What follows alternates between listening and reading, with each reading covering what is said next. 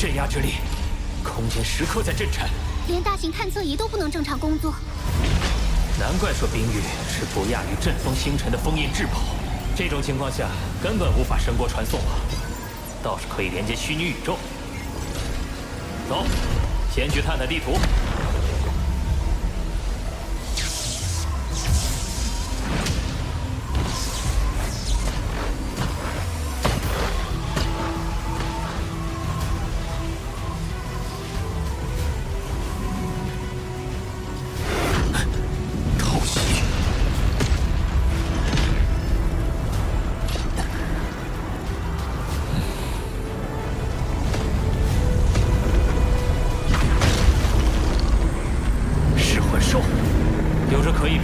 杀族的天赋秘法，你竟然认得我！来的正好，我走了2天，连个鬼影子都没看见，正需要个向导。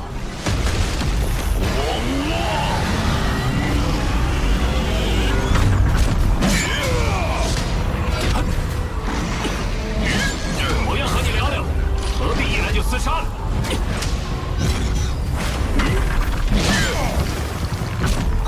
瞬移，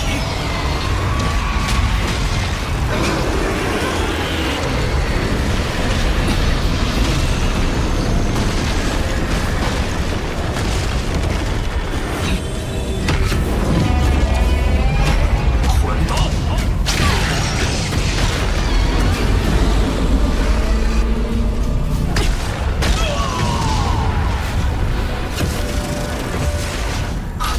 分身术。 这不是他的本体。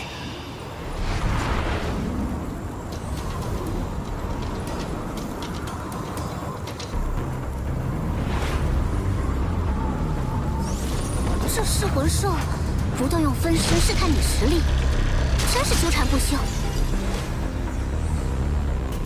那卡乌族更莫名其妙，一看见我就燃烧神体，疯狂攻击。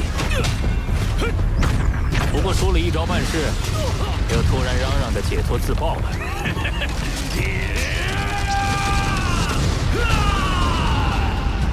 看来都疯得厉害。不知他们在冰域究竟经历了什么。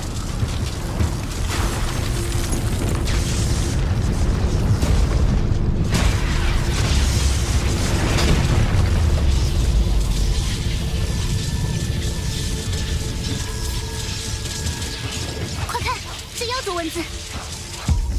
自上次大屠戮至今，冰域中已关押约12000异族不朽，其中只有1位胜利者可以离开。这是唯一的生机，想出去就战斗吧。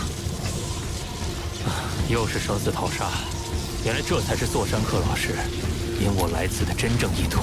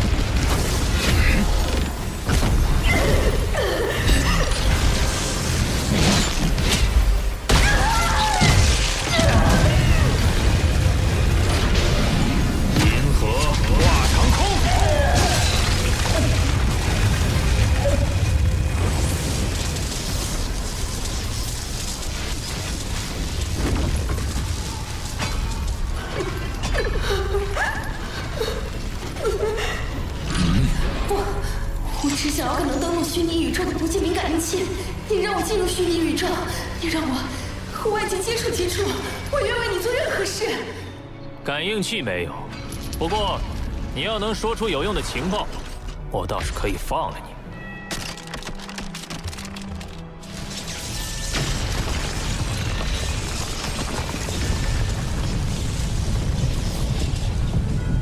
这是冰域中5大巨头之一的天狼，根据现有863人实力做出的排名。冰域中央是冰海，围绕其外分为东方冰域、西方冰域、北方冰域、南方冰域。最强的5大巨头各盘踞一方，他们的实力个个都已达到蜂王无敌，排名仅次于他们的还有10大蜂王。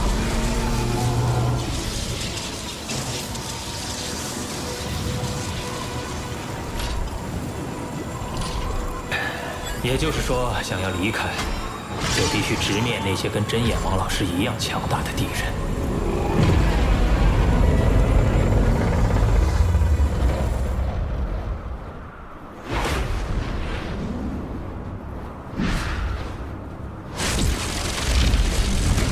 天上新来的是个人类，那他一定拥有连接虚拟宇宙的不记名账号。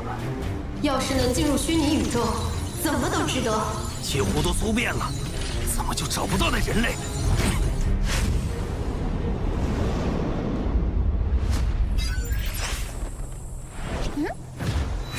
困在冰域里太过寂寞枯燥，他们可馋人族的虚拟宇宙了，个个都在找你。还好微型探测仪可以屏蔽神域探测。冰域中强者林立，为与之对抗，我根据金角巨兽钻研兽神雕像的体悟。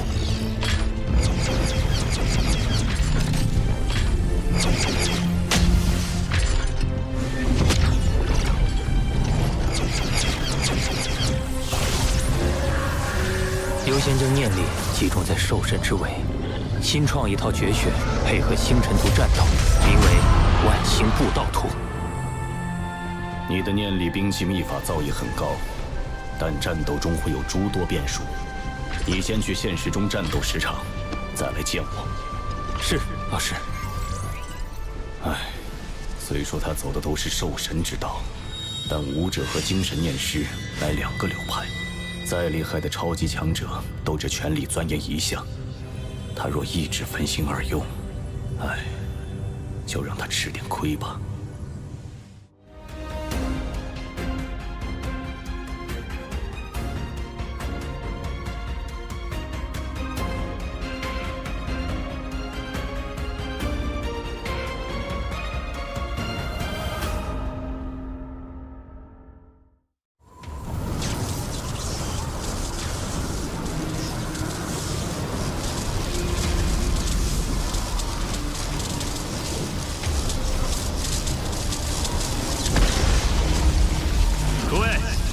有胆量就出来！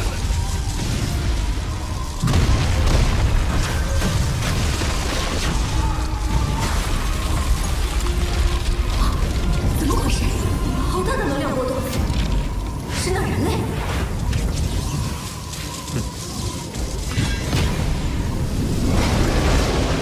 ？10大蜂王5大巨头可都在找他。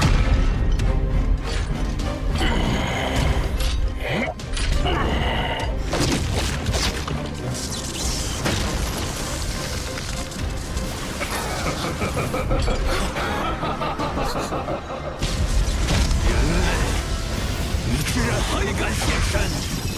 是10大蜂王之一的奔雷王，精通时间法则。怎么不敢？看来你注定要死在我手里。对上奔雷王，人类要吃大亏了。奔雷王已经猎杀了冰域内上千不朽，是冰域排名第12的存在。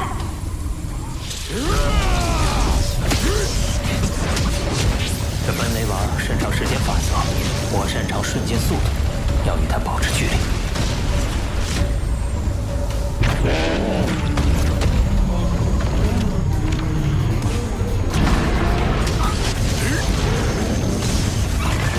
雷神践踏！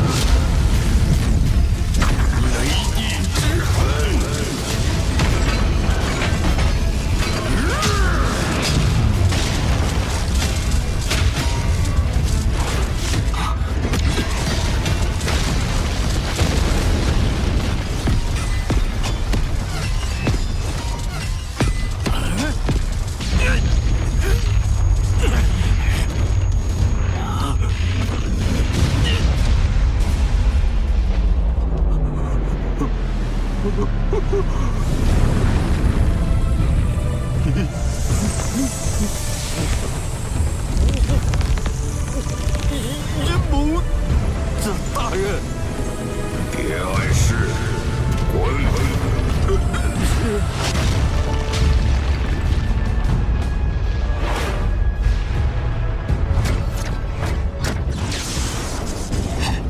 你除了逃跑，还有什么本事？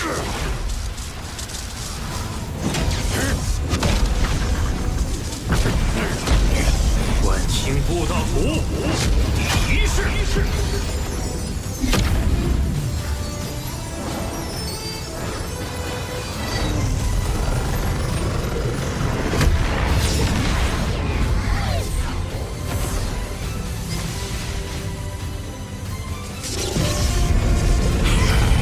这幻影，我一口气都能吞下了。祭奠本心。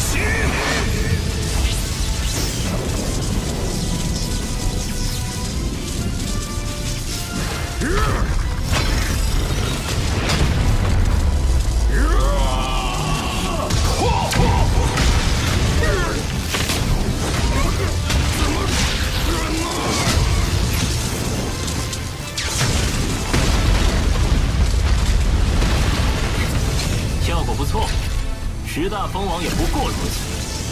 混蛋，这仇我记住了。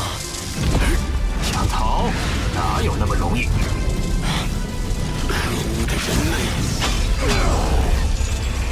是你在逼我！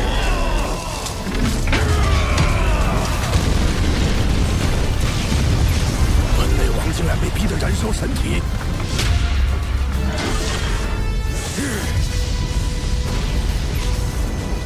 有趣，这下那人类也得燃烧神体了。你自己慢慢烧吧。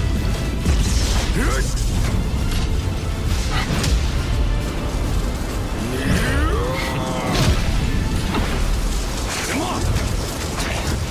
别跑！狡猾的人类！本内王燃烧神体都追不上他。这人类的速度确实是冰域第一。可恶！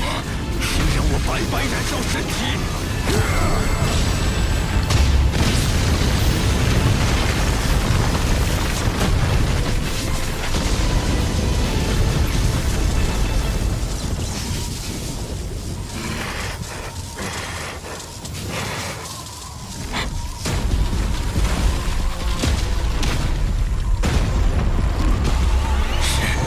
是那一位。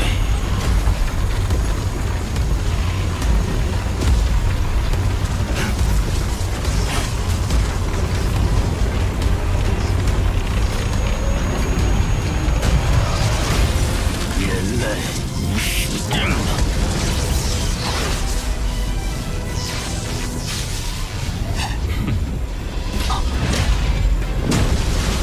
人类，交出虚拟宇宙的不记名账号感应器，我可以放你一条生路。周围空间已经被封锁了。危险！是北方冰域之主银楼，蜂王无敌的特殊生命，整个宇宙都极其少见的，擅长时间空间双法则的存在。他明明没有眼睛，我却觉得正被无数道目光注视。虽然我不曾与凤凰无敌交战，但我并不觉得自己会死在这儿。你想要的我有，想要就自己来拿。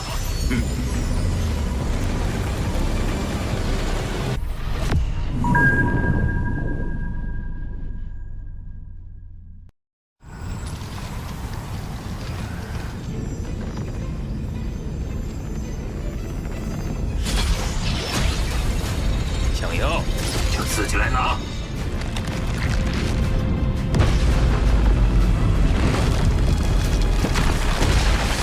来吧，让我看看传说中的蜂王无敌到底有多强。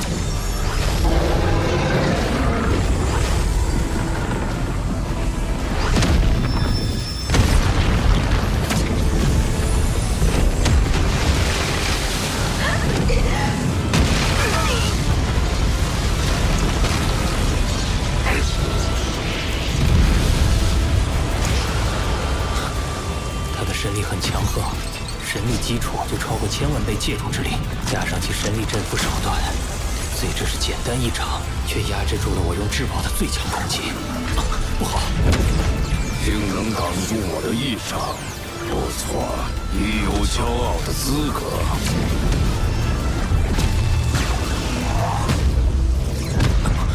是时间停止，他什么时候施展的？人类中招了！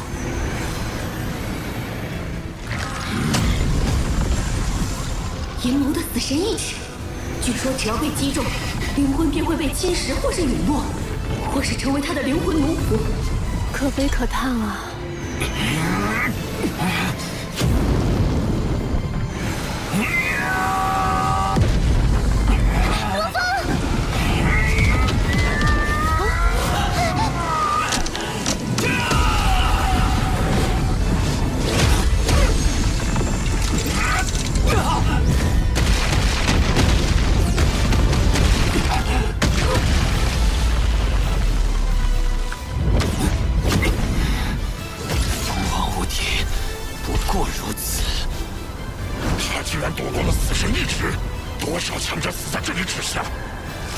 这人类强成这样，说不定今天能看到阴谋大人的那一招。银色眼眸一旦睁开，便几乎代表着陨落。真是狡猾！从一开始的巨型手掌到冰晶手指，都是神力远距离凝结而成，使得我对弥漫在半空中的神力警戒心不高，才会突然中他的招。很好，你值得。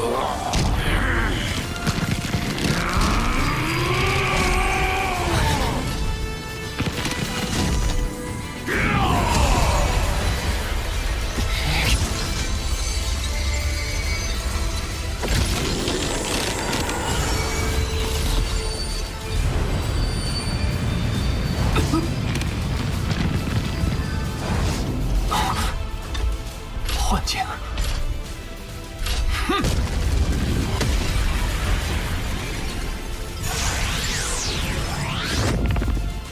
外界一瞬，幻境中便是无尽轮回。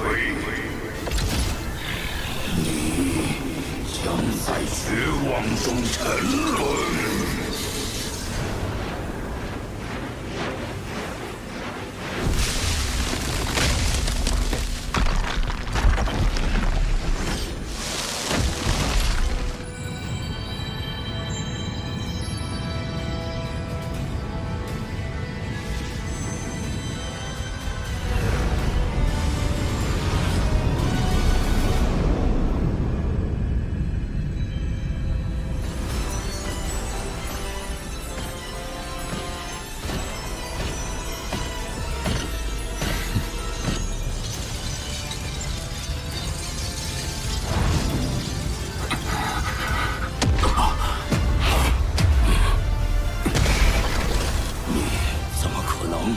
在无尽幻境轮回中度过了多久？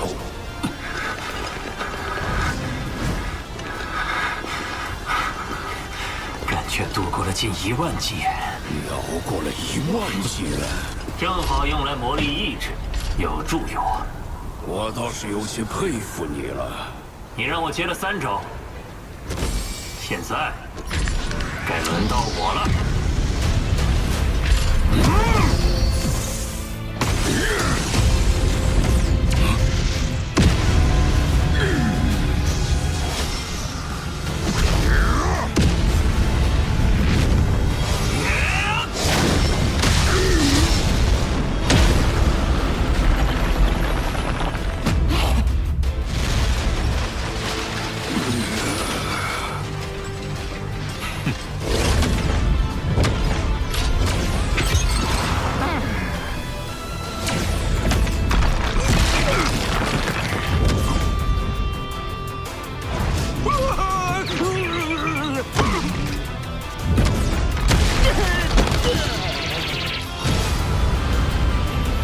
人类被银色眼眸盯上却没死，这可是10大蜂王都做不到的事。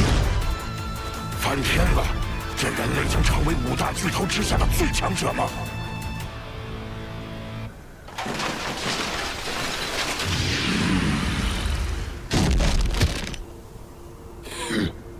阴谋，我看你顺眼，我们可以做一个交易。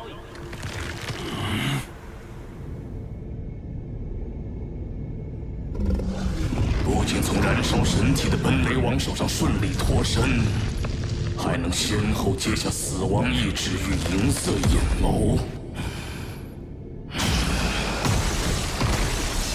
除了与我齐名的几位，那人类恐怕已无敌手。与阴谋一战后，人类去了哪里？回斯布瓦大人，他又跟随银谋一同离开了。我一路追踪到银谋的居所。你快把他控住！我来输出。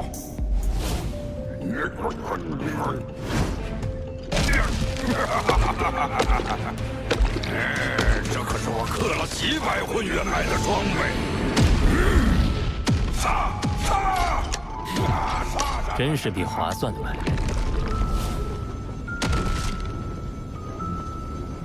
小伙子，操作不错。不愧是我儿子介绍过来的。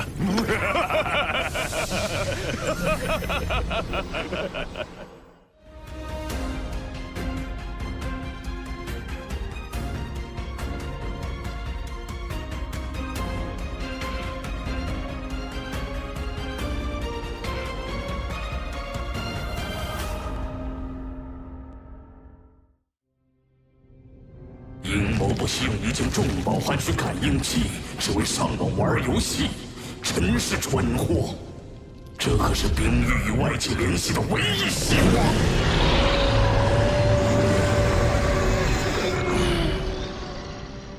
于人类而言，感应器并不稀有，他手里肯定不止一件。我天狼族贵为妖中皇族，我等又岂能困于冰域，空耗余生？狼崽子们，在全力搜寻那位人类，把人类带回这即收工。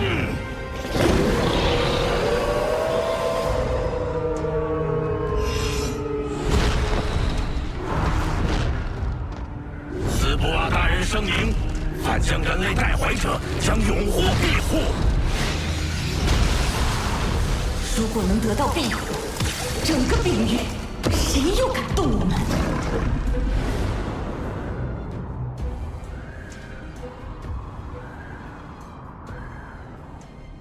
老师，弟子发现冰域巨头均非一羽之辈，故而打算同时钻研明月册和万星布道图的新招式，待实力提升后再与他们交手。同时，明月册属武者流派，万星布道图属精神念师流派，一心二用会互相掣肘。况且你修习兽神之道，本就更看重近战，谨记，选择武者流派，才有希望成为媲美兽神的存在。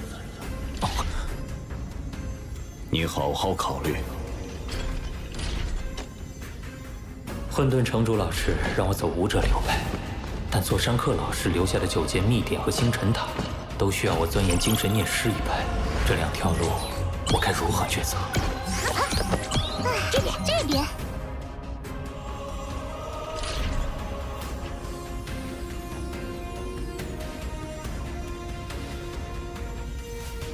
老师，决定了。决定了。弟子仍想同时修习武者与精神念师流派。若真的发现无法兼顾，弟子会进行抉择，但不做尝试便轻易舍弃一脉，恐会成为弟子日后心结。还望老师成全。既如此，我也不再多说，但记住，必须坚持本心，全心投入。明白。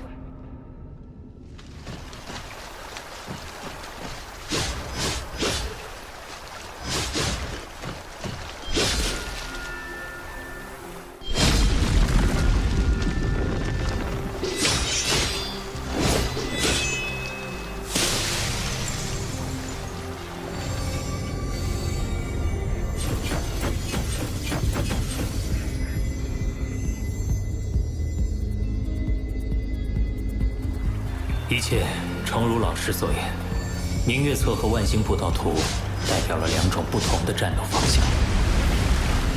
修炼日久，新招式的钻研也变得愈发复杂。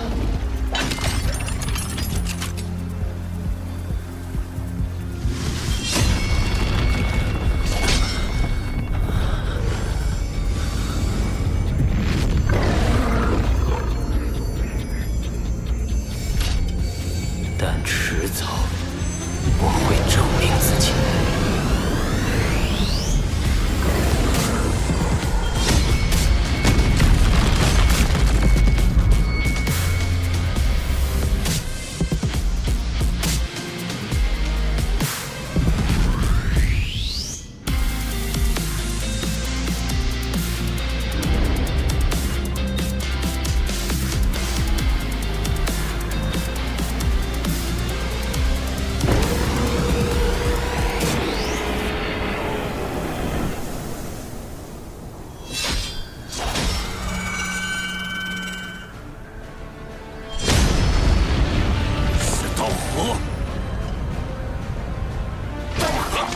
难道是2000年前的那人类？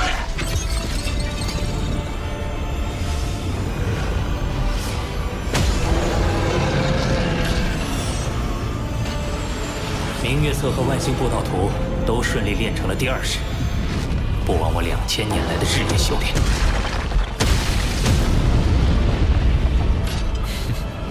谁？人类，我没有恶意。我是带南方冰域之主天狼来邀请你的。闭关才刚结束，这就有人找上门了。是5大巨头之一，天狼族的斯普瓦。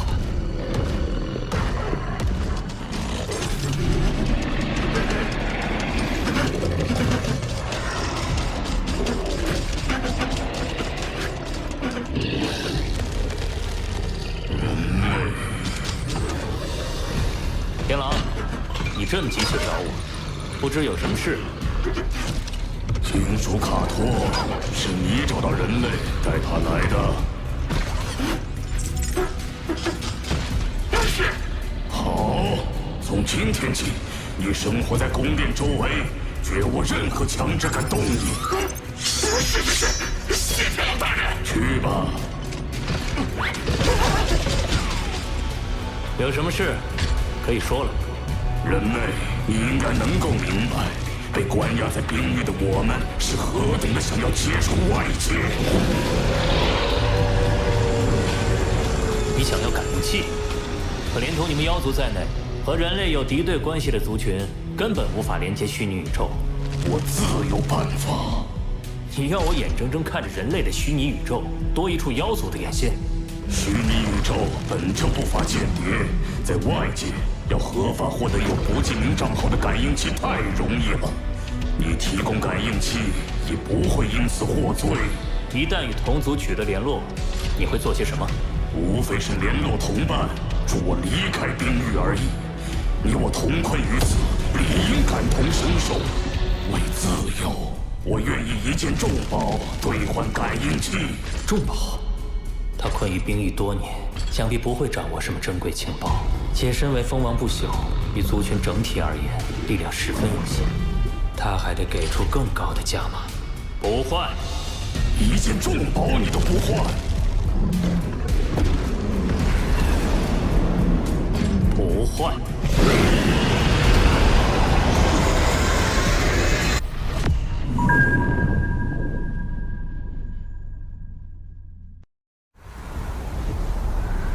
为自由，我愿意一件重宝兑换感应器。不换，一件重宝你都不换？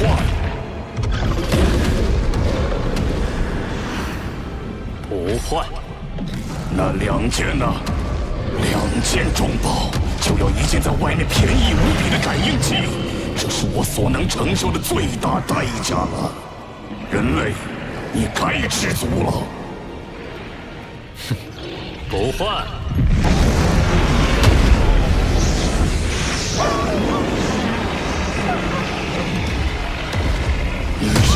不知道这是重宝，整个冰域一共才多少重宝？不换。你若断绝我出去的希望，我也不介意断你的生路。你说，我该不该杀你？杀了我，你也得不到感应器的权限。更何况，你还杀不了我。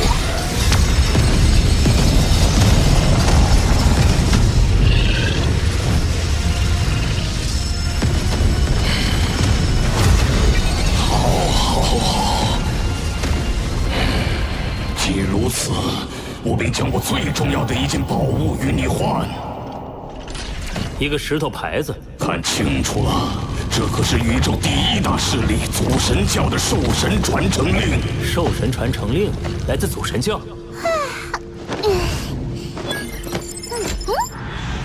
祖神教在宇宙诞生之初便随之诞生，不争霸宇宙，不插足争斗，向整个宇宙亿万族群吸纳强者。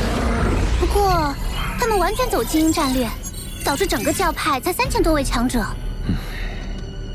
祖神教成员数量极少，却能超越6大巅峰族群，成为第一势力。兽神传承又号称是教内的最高传承。这枚传承令就是你通往祖神教最高传承的钥匙啊！想好了？成交。好，你先把感应器给我，验证一下功能。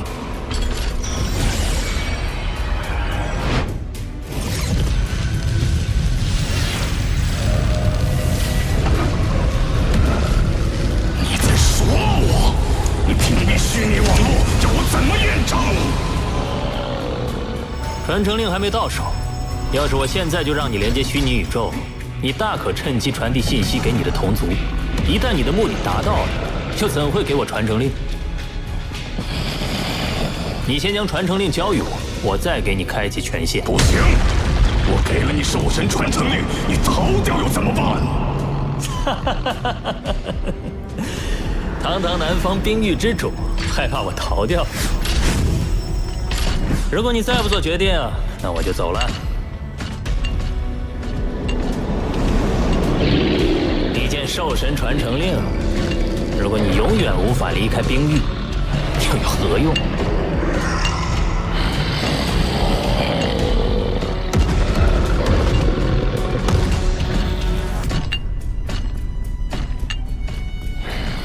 等等！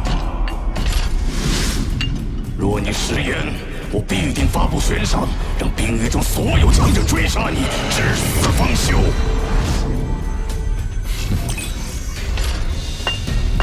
权限已开启，告辞。人类，这兽神传承令就放在你那儿片刻，但它终究是我天狼族的。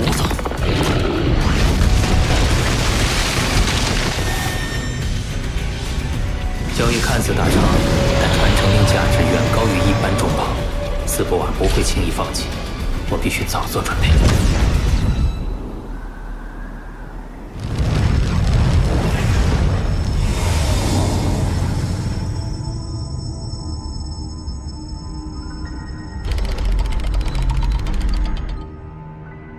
首领，我刚刚得到我弟子斯博瓦传来的消息，他被关押在无华秘境的冰域处，在没有资源、没有强者指点的情况，现在已经修炼到封王无敌的层次。我想要去救下我的弟子，可是面对那青斗寇存者和紫斗寇存者，不惜牺牲兽神传承令，只为求一个传讯的机会。是的，首领。既然是我天狼族的一位封王无敌，那我便亲自去一趟吧。首领，您亲自去，这斯博瓦知道定是激动感激，荣耀无比。我也许久没见那紫斗寇了。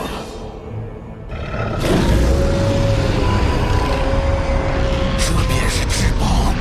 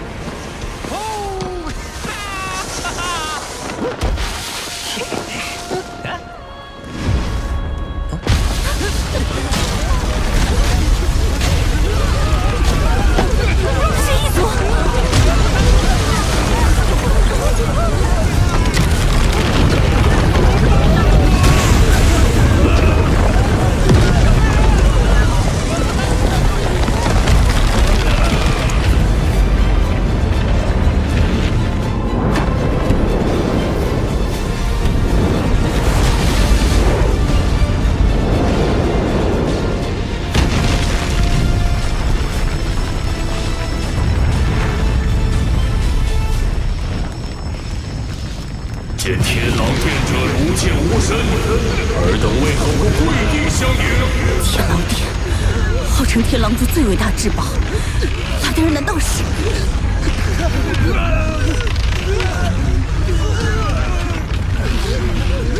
天狼之主，有事您吩咐即可，何苦压迫我族人？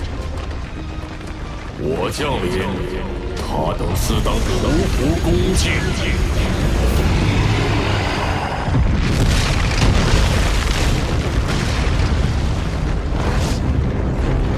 我天狼族有一族人被关押在你等兵狱中，将天狼族斯普瓦及其从属即刻释放。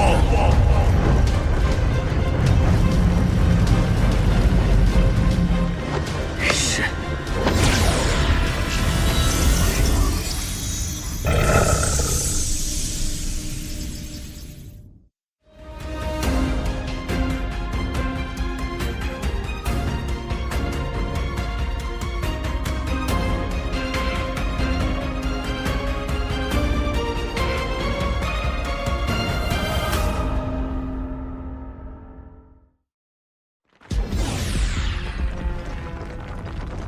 我们出来了！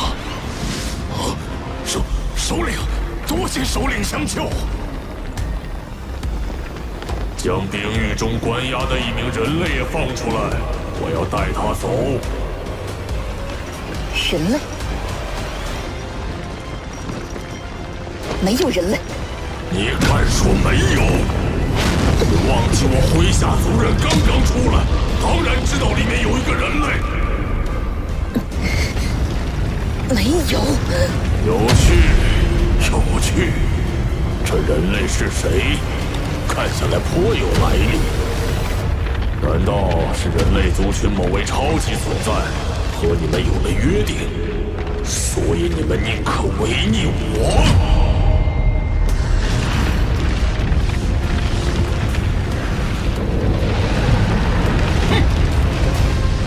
人类族群的好事，我当然要破坏。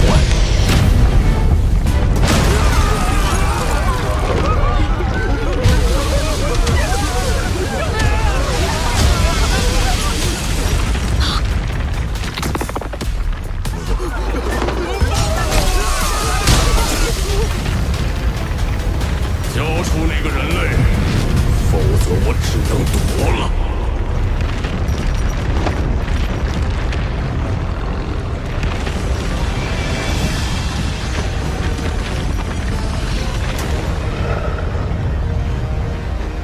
只管释放他即可。好。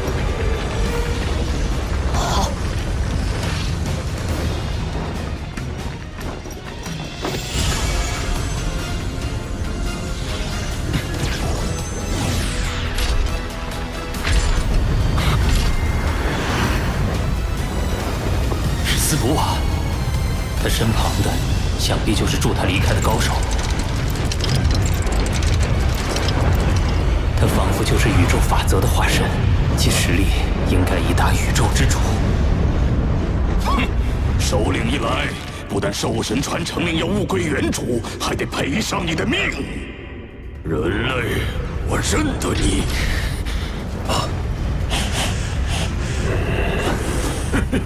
没想到身为界主，竟能凭借至宝藏匿气息，伪装成不朽。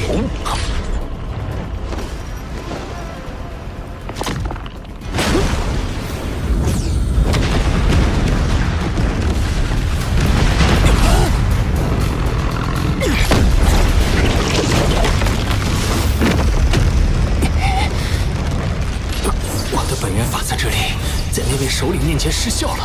你的潜力似乎很不错，只可惜人族天骄的微弱星火必须及时扑灭。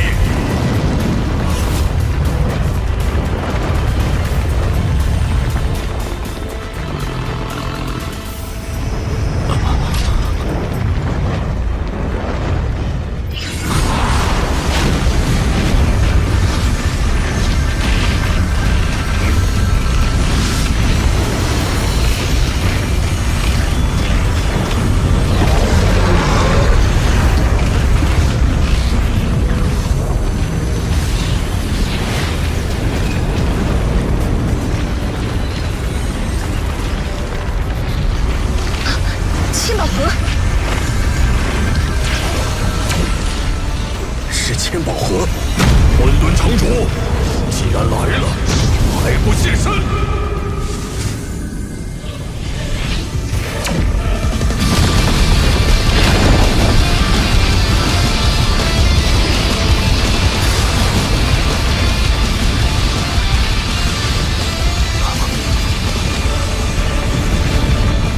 天狼之主，身为一族之长，却无故对我人类后辈妄动杀念，未免太过猖狂。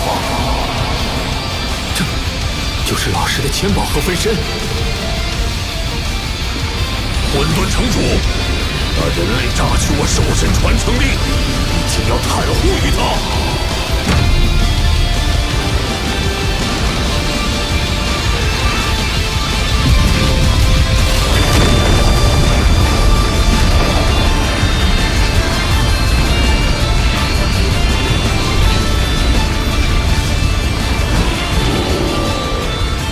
离开，还可保全你狼崽子的性命。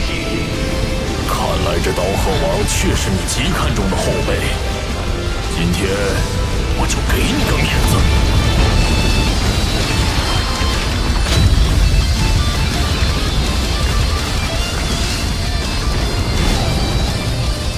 这2000多年，谢谢两位照顾我人类后辈。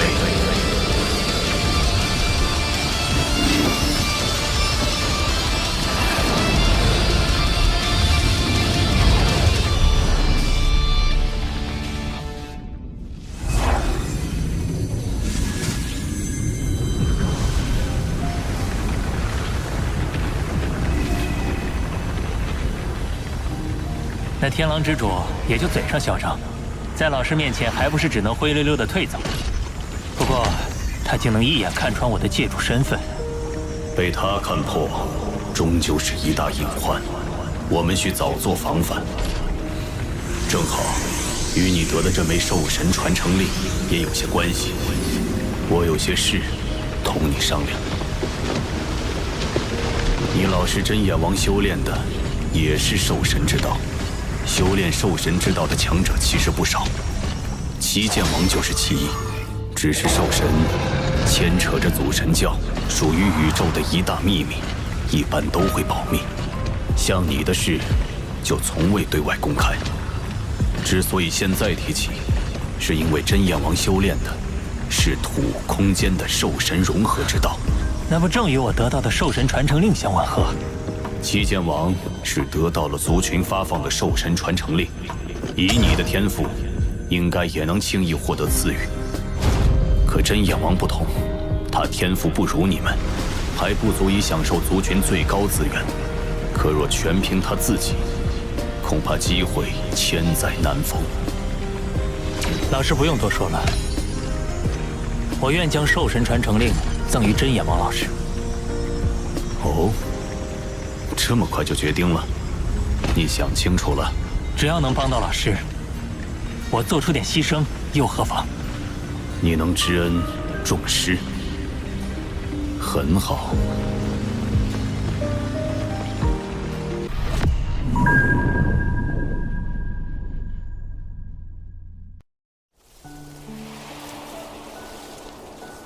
经过就是这样，这块兽神传承令真是我自己得来的。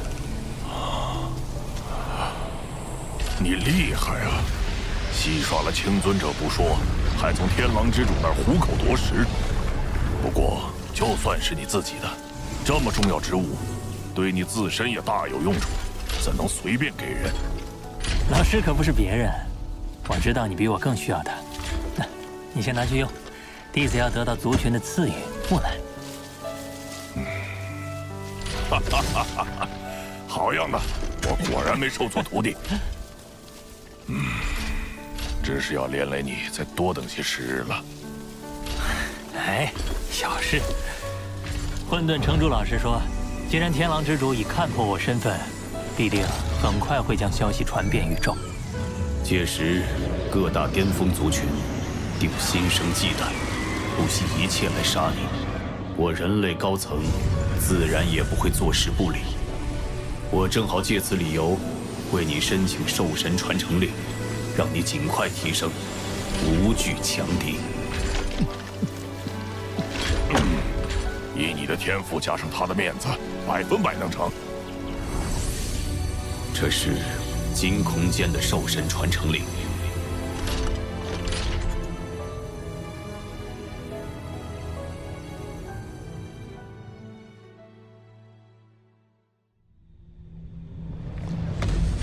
这些传送门可屏蔽追踪，安全开启神国传送。我这个仆从的信物坐标距离传承之地不远，乘坐宇宙飞船半年可到。那不是真眼王吗？他居然离开混沌城了。真是的，真眼王旁边那位是谁？会不会是真眼王的弟子罗峰？我们都没见过这男子，气息威压又那般强大。对了，传言都说刀客王就是罗峰，非常有可能。刀客王也是界主，纵观他过往的那些惊人战绩，人类界主中也只有媲美柯蒂的天才罗峰有相当的实力了。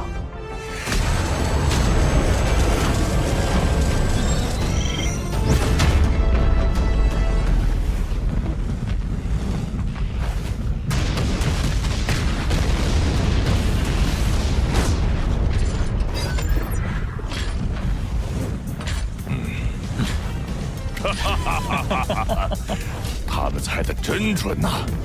徒儿，你现在这名气可不是一般的大啊！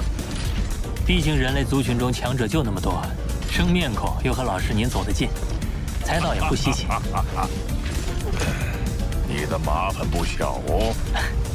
管他呢，出名也不一定就是坏事。哎呀，我本来有艘80倍光速的生物飞船，可是被兜寇尊者拿走了。哈哈，我倒是有艘90倍光速的，总算有些可骄傲的了。哦，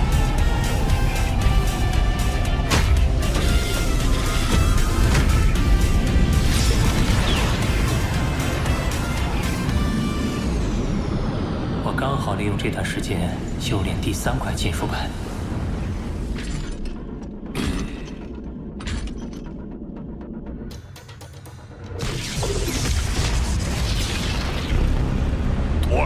徒儿，马上就抵达传承之地了。这就是传说中的祖神秘境，它的直径最大1.6亿光年，媲美一个宇宙国大小。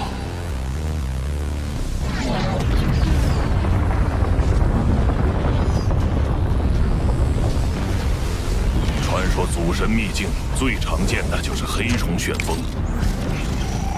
小股黑虫旋风便会令宇宙尊者重伤，大股的足以湮灭宇宙尊者。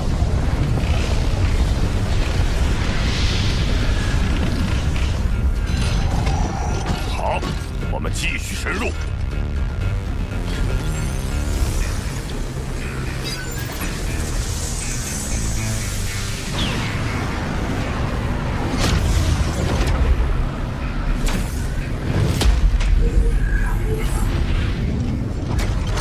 之地坐标就在这儿。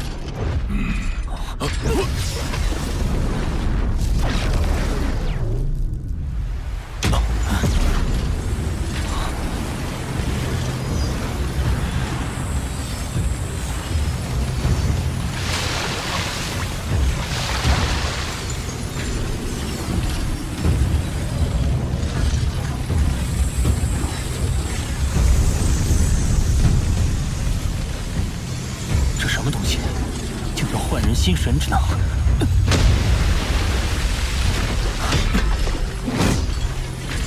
清醒的倒快。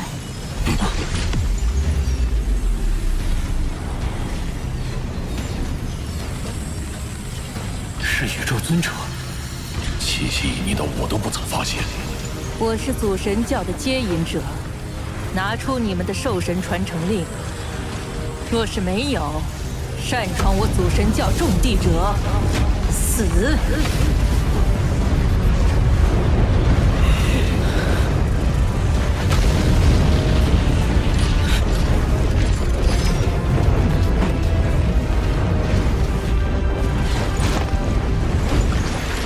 跟我来。哪里？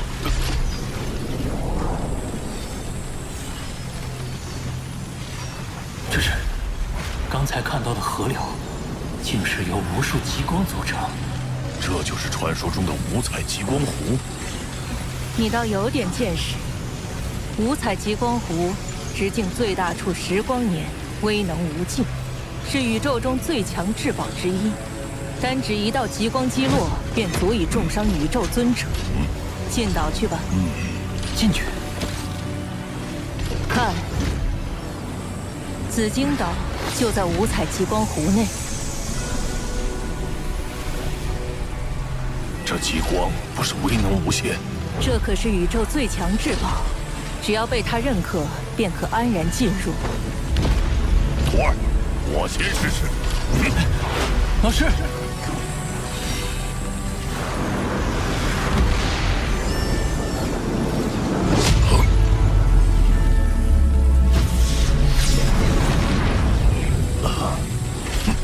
罗峰，我们进去。是，老师。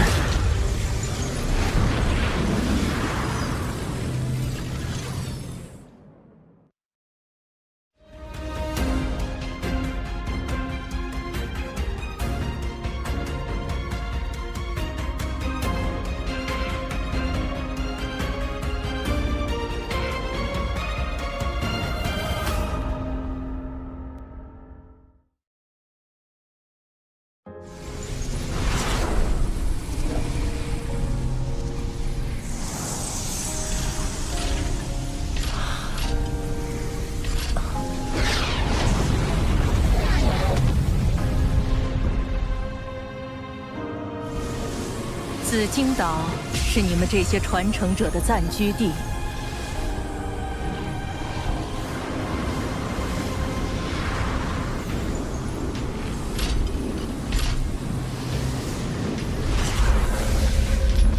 到处都是强者的气息。记住，五彩极光湖范围内禁止杀戮，个人的居所与私人财产也不可强行侵占，否则会遭极光制裁。见过岛主后，你们可在空地处建造居所。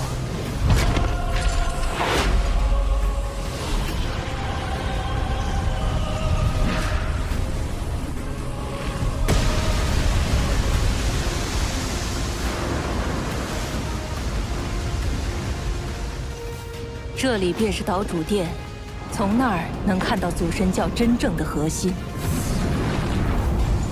那是祖神宫。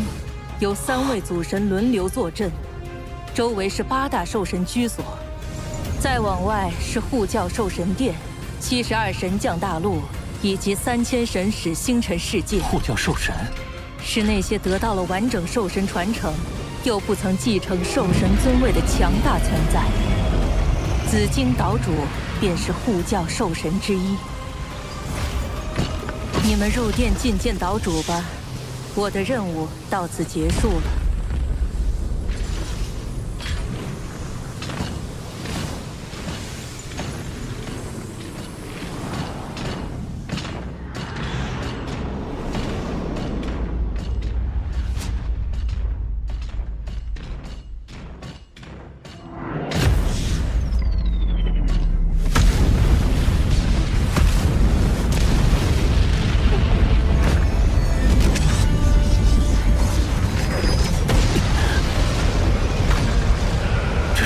间之道。从此刻起，你们2个便是紫荆岛的传承者。我赐予你们进入荣耀世界、传承之地、宝藏之地、秘境之地的权限。这是虚拟世界感应接收器，可进入荣耀世界。宫殿外的3道水幕，则是通往其他3处的传送通道。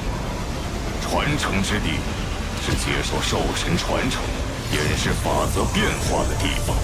每次传承都会先观看你们的法则感悟进度。兽神传承共分7重，每重都有1次免费参悟机会。若要再额外增加，便只有去荣耀世界获得积分。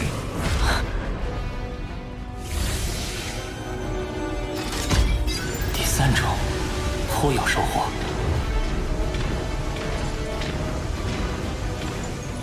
在进行了一次奇妙的传承感悟之后，老师感觉到突破在即，立即进入了闭关修炼。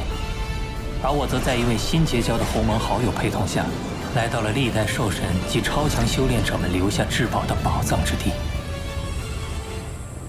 发现宝藏只是其一，必须符合前辈强者设下的限制要求，才能取出其中宝物。我们谁都不知道，那些超级强者设立宝藏时定下什么苛刻条件。最是讨厌。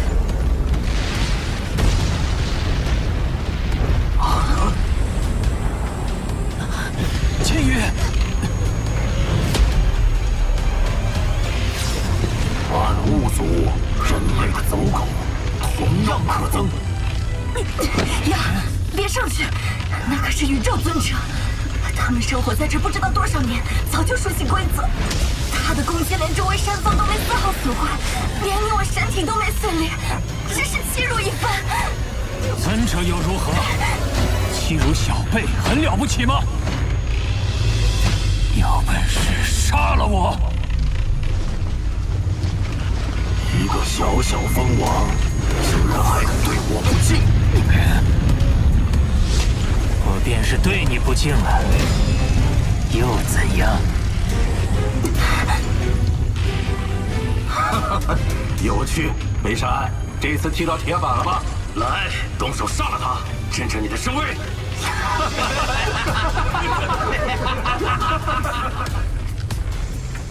顶天狼之主在祖神教的宝藏之地发现了疑似刀河王的行踪。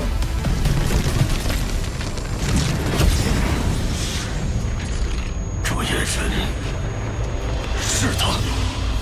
那宇宙尊者怕触发他手中的最强火神元晶误杀了他，自己也会被五彩气功杀死，只能被杠得下不来台。哼，刀河王真是一如既往的狂妄啊！我很佩服你的胆色，记住，我是北山尊者，有本事你就一直躲在五彩激光湖，躲在人类王朝内。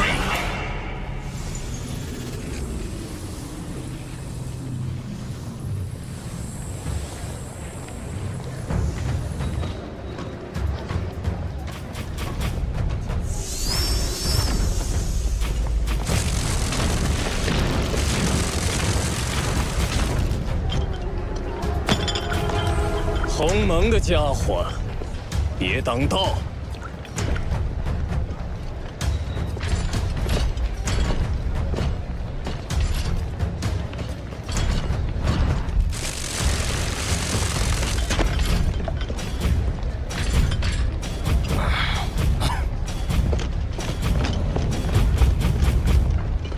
这祖神教的虚拟空间，比起虚拟宇宙就是小巫见大巫。似乎只有一个方便聚集对战的中央广场。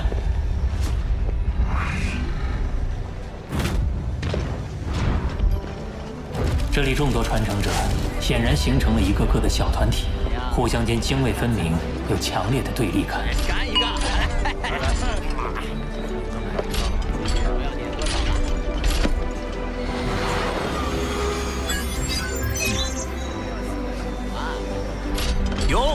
有新人啊！他们都认定我是刀河王，那我就叫刀河好了。这一族符号，一群文盲，这是地球文字。是他！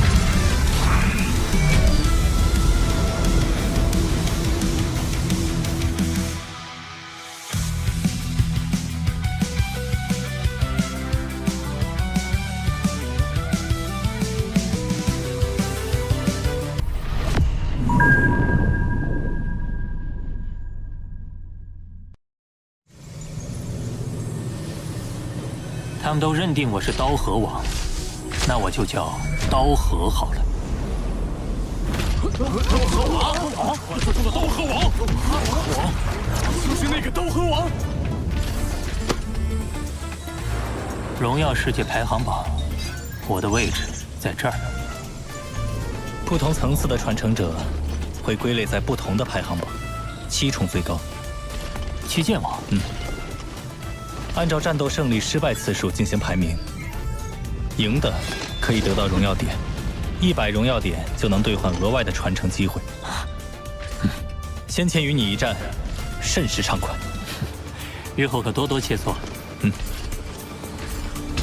广场上有数千万传承者，而鸿蒙这边竟然才有1000团。这里！就是他，刀河王现在风头正盛，机械族、妖族悬赏早已公开，要是把他打得满地找牙，定能声名大振。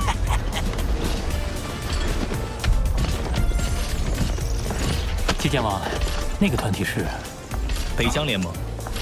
虽说都是些弱小普通族群聚集，实力不如我们鸿蒙，但祖神教发放的传承令分散在宇宙各地，他们族群多疆域分散，来的人也就多。那北疆联盟就爱嚼舌根，别理他们。荣耀点珍贵，大家本就谨慎，极少发出妖战信。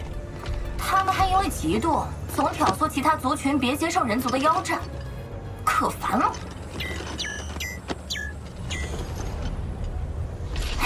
看什么呢？我收到了很多妖战信。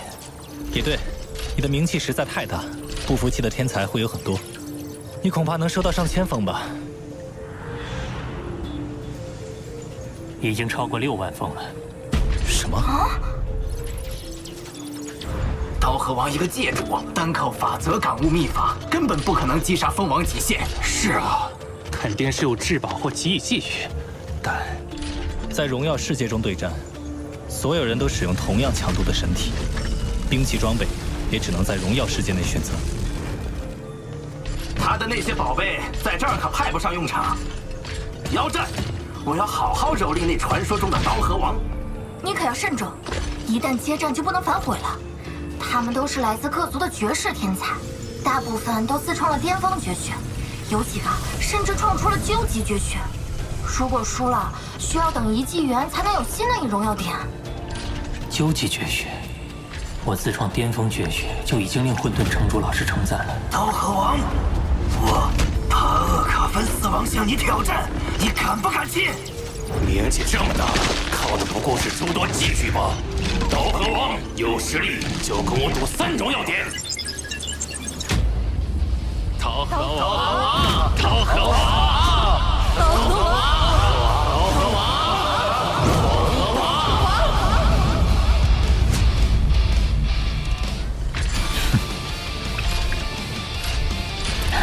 太妙了。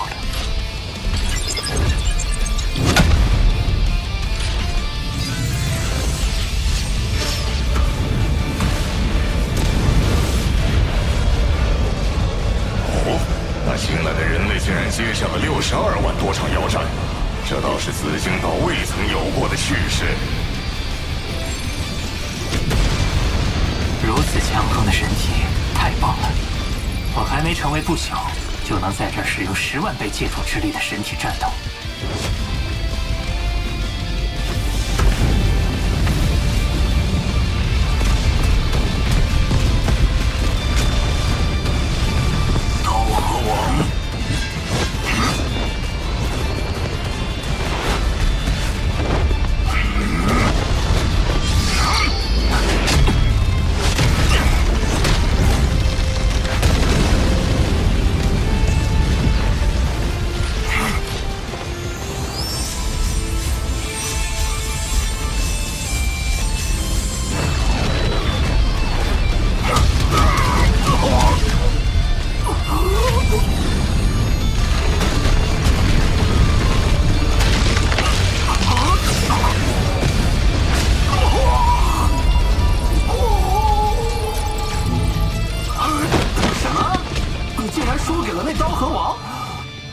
就是个没有宝物加持的界主，真是没用。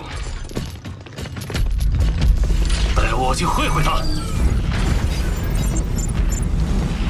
热身完毕，接下来第2战，受死吧！又一个送荣耀点的来了。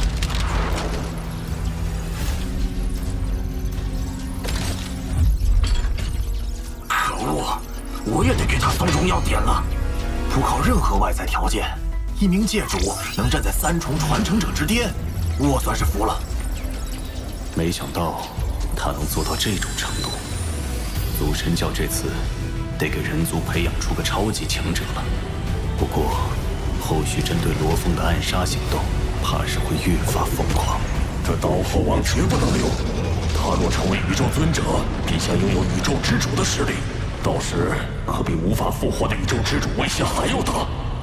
我们妖族的附庸族群，在祖神教接受传承的有谁？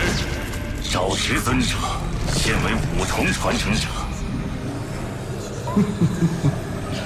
我们狱卒地处边陲，不如先坐山观虎斗。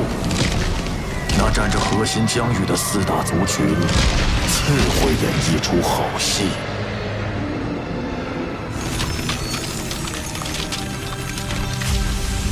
将刀河王列入优先击杀的人族名单，选一个合适的时机。是，我主。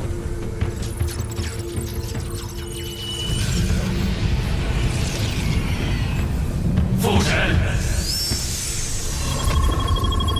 即刻铲除人类刀河王。是。恐万族绝光，拜见虫族女皇。看遍我虫族联盟，以绝光尊者最为合适。恐万族擅长灵魂控制，被极光湖湮灭造成的损失，等你复活后，联盟都会弥补。最好灵魂控制那刀河王，绝了人类逆转时空复活他的可能。控制不了，就当即击杀。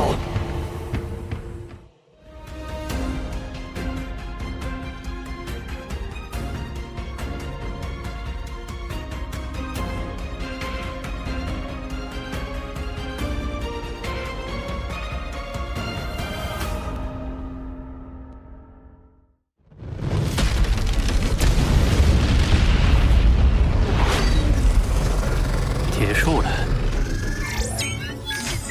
你的荣耀点已经超过了61万，100荣耀点就能兑换1次珍贵的传承机会，真是收获颇丰啊！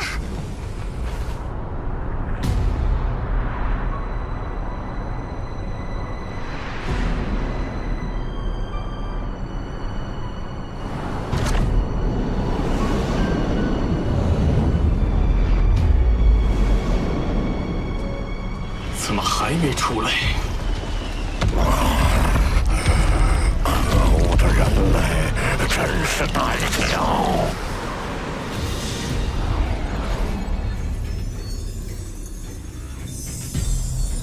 我在钻研兽神之道的同时，与那62万场战斗不断验证。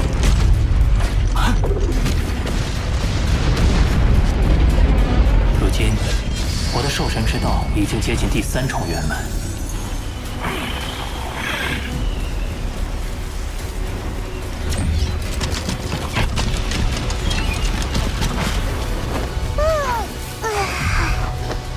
空间法则感悟也水涨船高。现在，地球人本尊、金角巨兽都能施展瞬移。不过，空间法则的封锁和绞杀方面还得再参谋。该出去接受新一轮的兽神传承了。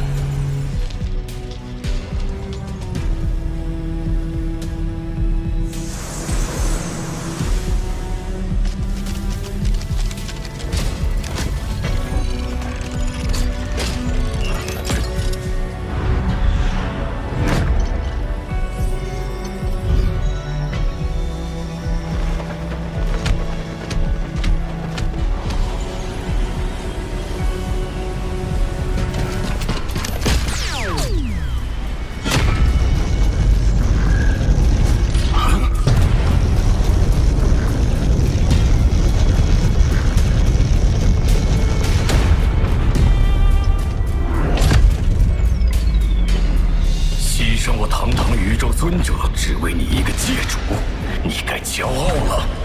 好快！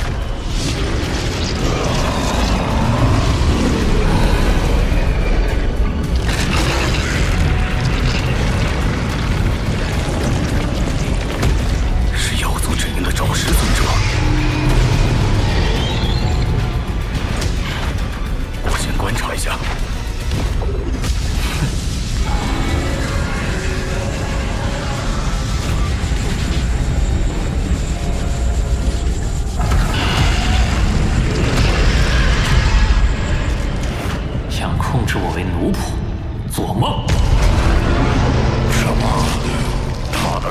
方域竟如此强大，那就去死吧！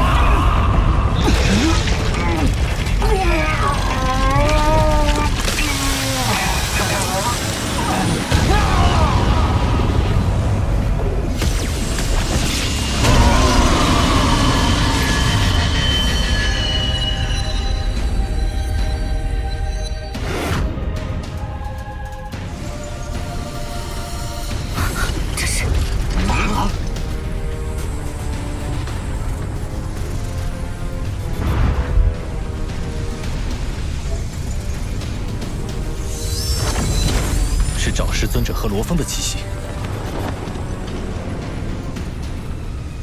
找师尊者出手攻击刀河王，已遭灭杀，而刀河王的躯体也已完全湮灭。这刀河王的羽翼可是价值连城的至宝啊！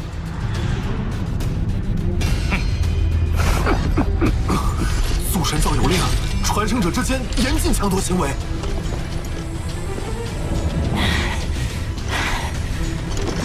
刀河王已死，他便是无主之物。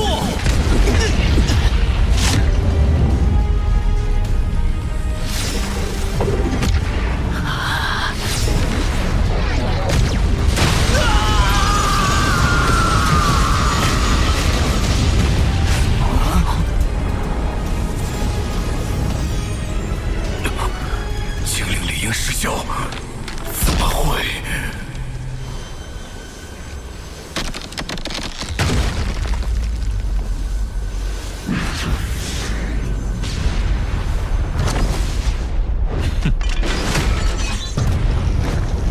宝物怎么飞进去了？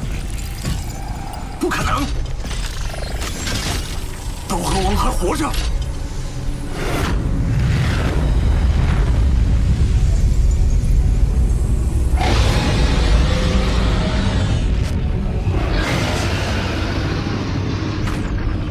是刀主。赵师尊者为魏晋命令。岛主，在我教中地刺杀传承者，即使通过逆转时空手段复活，我族神教也必将继续追杀，至死方休。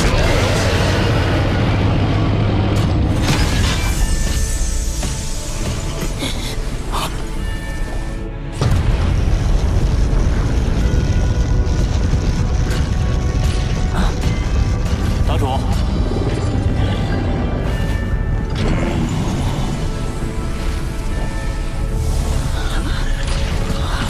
怎么可能？他看起来毫发无伤，难道有传说中的分身天赋？刀河王没死。都散去吧！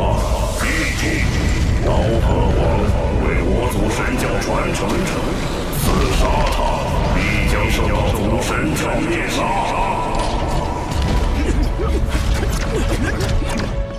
从未见过祖神教如此重视一名传承者，要在此刺杀罗峰，只怕难上加难。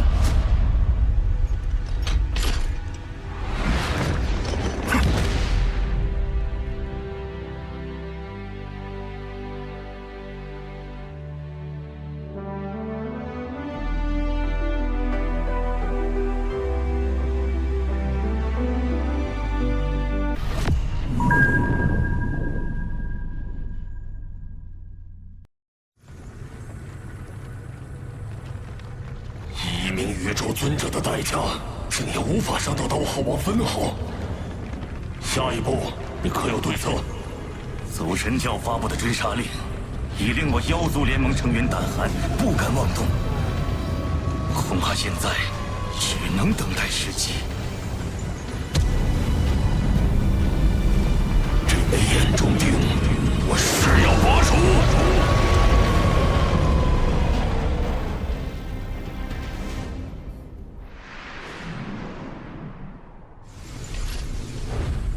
我已练成兽神七杀第3篇与事无羽翼第2形态。然而，我的名字早已传遍宇宙，分身天赋也在人前暴露，更成了3大巅峰族群刺杀的目标。此等提升还不足以自保。若要更快提升，最佳方法就是利用金角巨兽的天赋秘法，孕育出第3分身。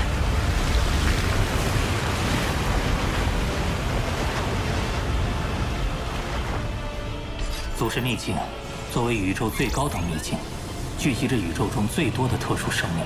若能在此获取一名强大特殊生命的身体材料，第3分身便指日可待。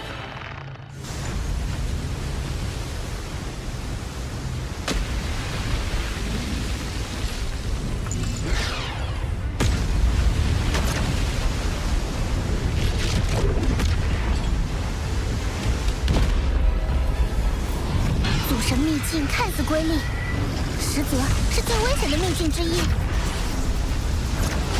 连宇宙之主都可能被困于此。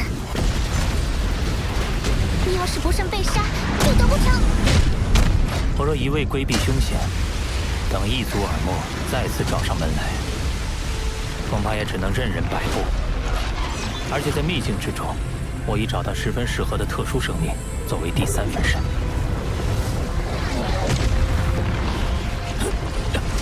好强的吞噬之力！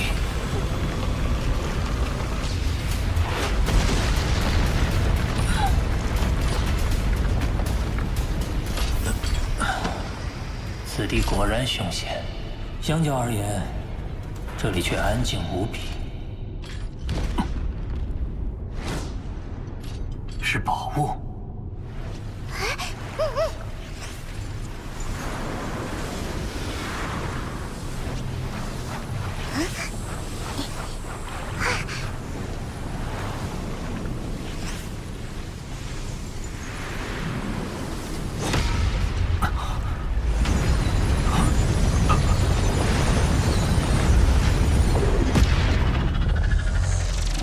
这颗晶球竟然与我魔杀分身的晶核产生了共鸣，而且它散溢而出的法则之力不断涌入我的晶核，这是为何？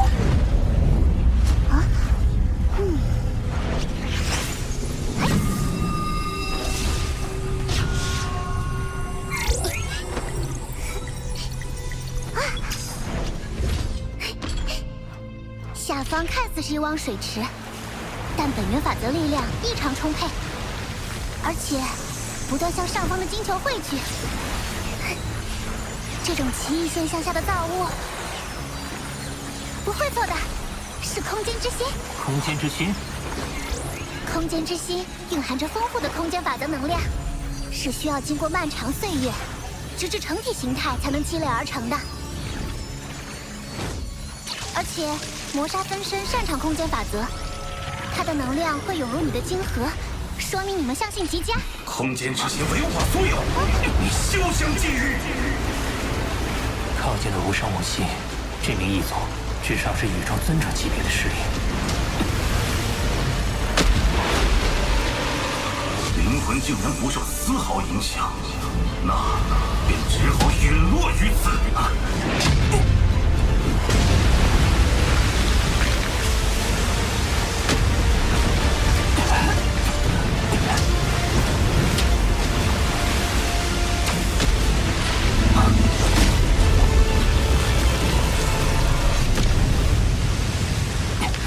你要杀人夺宝，就别怪我自爆了。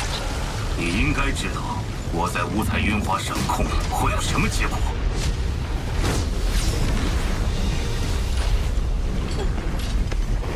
如今，就算你成功自爆，也无法破坏我的神力保护。光脑损坏，无法散播信息。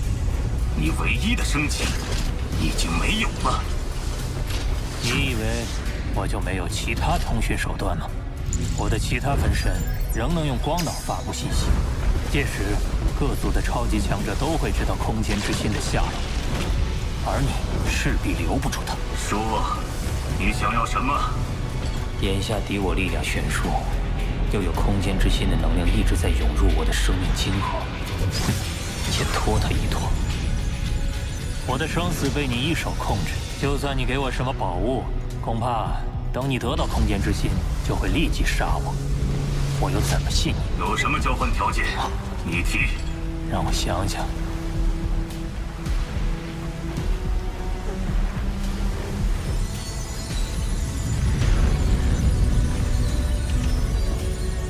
没有夺得那空间之心的野心，但是我也不想陨落。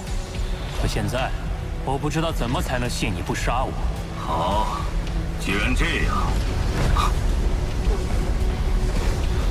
空间裂缝消失了，成体了，终于成体了！3000纪元了，不枉我每天过来扫荡一次。空间之心是我的。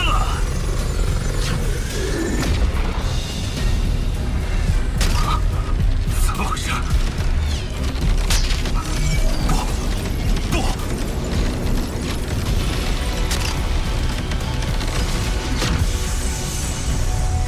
他的能量耗尽了，看样子是回光返照，最后的光芒了。难道是先破灭后新生？你看着那空间之心吧，我就不奉陪了。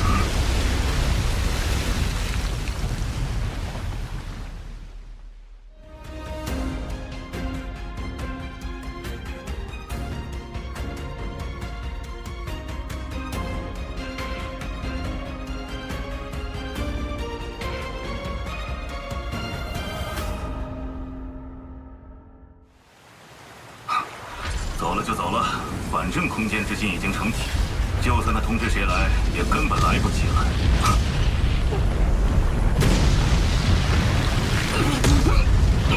不可能，空间之心怎会无故碎裂？难道是那可恶的传承者冲进了五彩渊华，引起了特殊反应？就算他冲进五彩渊华，可那已经是空间裂隙消失，空间之心完全成体之后的事了。怎么会碎？怎么会碎？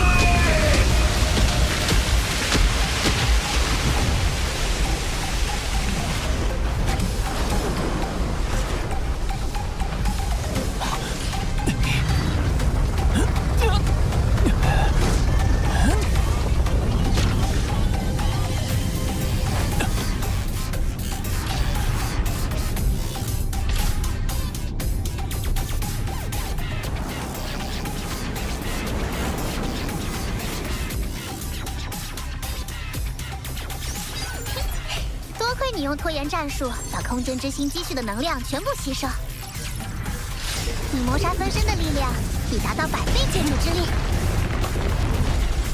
要知道，你的金角分身也只有10倍呢。不只是力量，我也由此领悟到了新的天赋秘法——玉。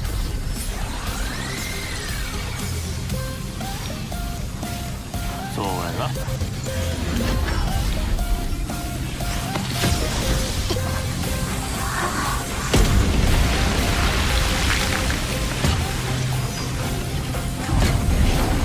在半径1万公里的领域内，我能够瞬间化身为上万公里的空间，随后便可出现在该领域内的任何位置。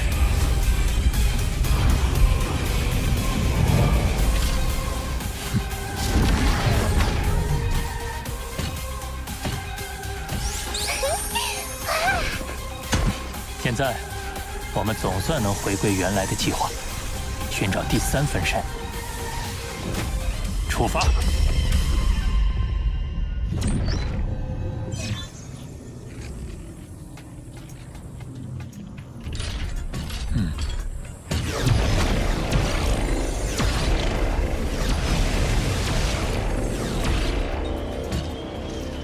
此处名为9幽时空，是我此行的目标，世界树的所在地。若世界树能作为第3分身，拥有3大优势。其一是掌控时空的天赋能力，其二是其巨大体积能储存巨量神力，三是能强化神国，避免外敌入侵。只是这座岛屿的植物生命攻击性极强，这第一步必须先设法避过他们的警戒，来到世界树面前。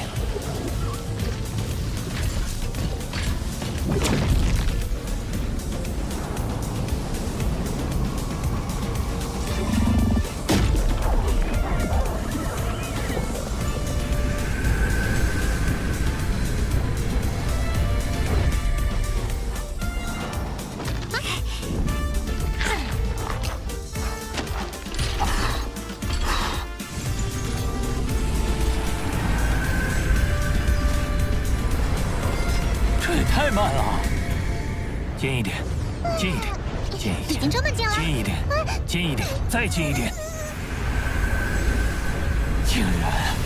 竟然没有落叶！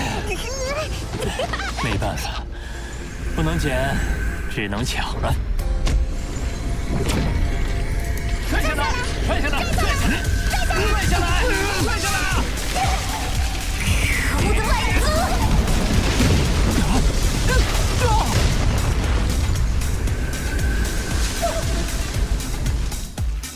这么强，竟然未及反抗就被杀死。这棵世界树虽然只有界主级，但已经有了封王的水准。仅凭魔杀分身尚不足以抗衡，我必须借助外物。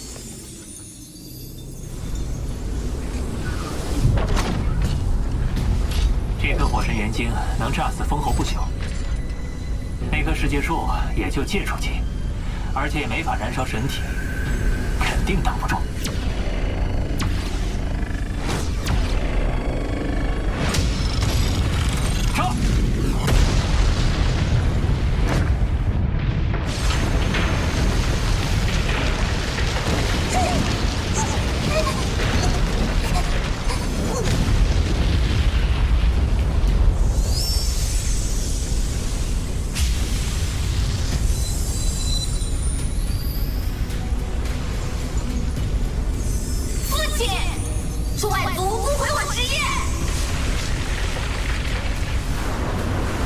材料已到手，走。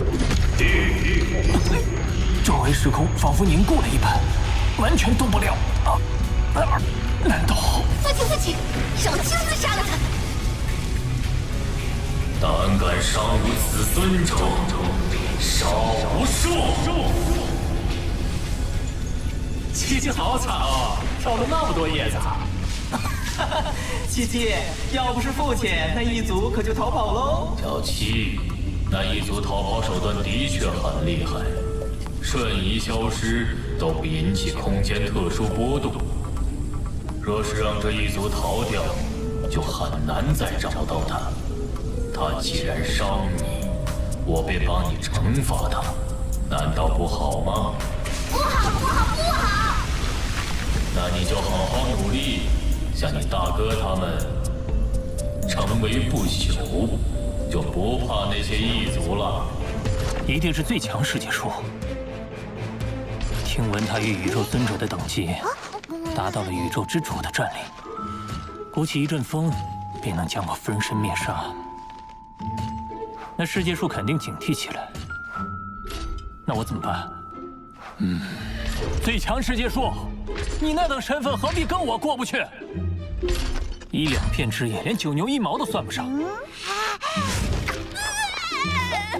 你出手，不是掉价吗？但接连2次失利，我已对最强世界树的攻击方式有了一定了解。此次我另做安排，当不会再有术士。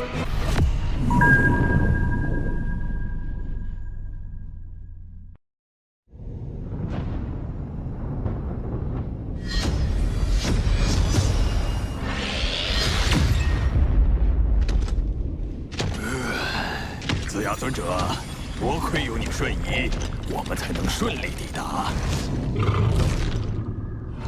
不敢，万事还需仰赖废镜王你。荒石道相对安全，却没有宝物。我准备稍作休整，就去九幽之海。九幽之海，那可是整个九幽时空最危险的地方。海中偶尔出现的漩涡，更是凶险未知。一旦陷入其中，就算是宇宙尊者也很难活着出来。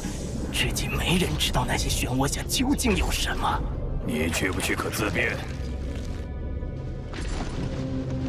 他是上一不朽传承者中排名前10之人，又有那独步宇宙的探查天赋宇宙之境，跟着他自然有益。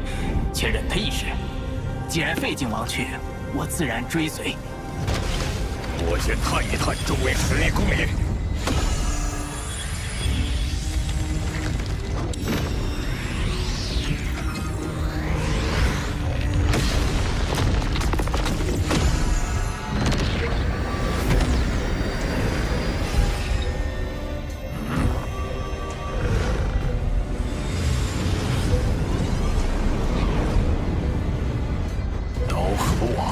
听说他有一至宝羽翼，在紫金岛上没法下手，在这却是好机会。废晋王，你不会？怎么，你不敢？我北疆联盟可不怕他人类联盟。子牙尊者，你不必插手，也不必搅入这浑水中去。可是你也规矩点儿，别提醒那刀河王，否则便是与我为敌。放心吧，我不会插手。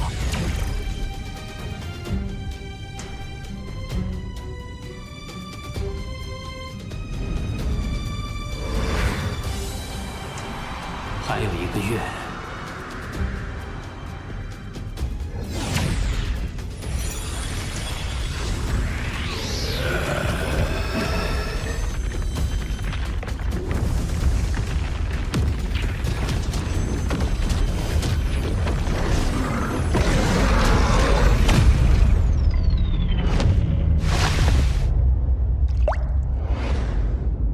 不好，空间封锁。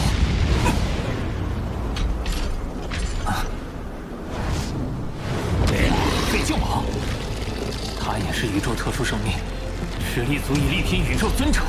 刀河王，在我面前你还想逃？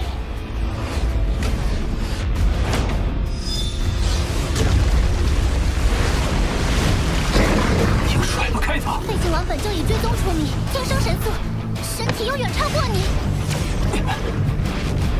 倒是想教他了。日无羽翼第2形态。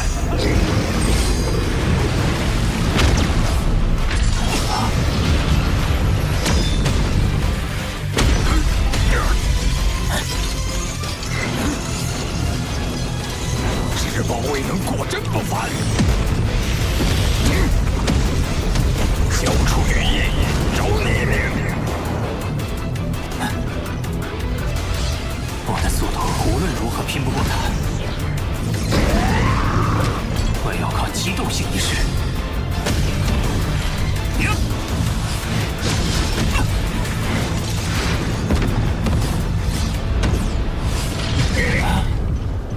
燃烧神体虽然能使速度大增，可也加大了转向的难度。废晋王可不会让猎物从眼皮底下溜走，他给动手了。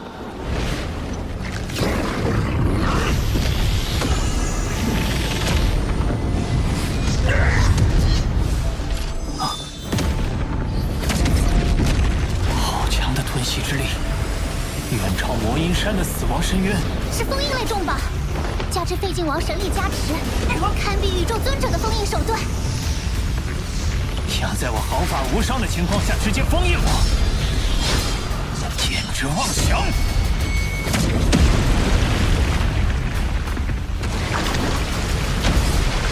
好宝贝，刀河王，我本不想杀你，现在休怪我了。废晋王一吼，刀河王怕是要死。废晋王2大天赋秘法，一者探查，一者攻击。攻击可毁灭灵魂。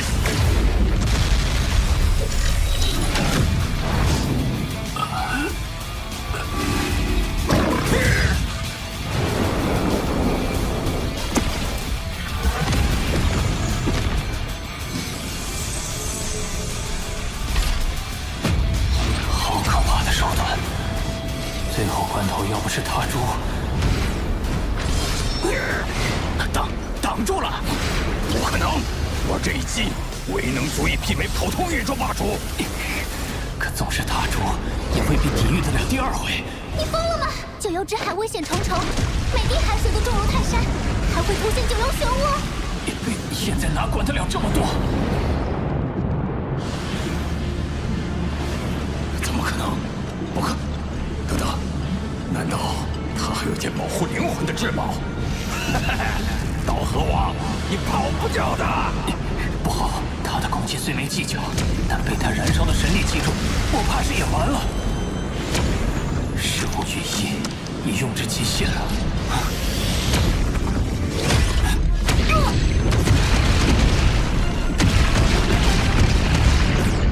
神力成丝，九龙！小心，他神力加重了10倍。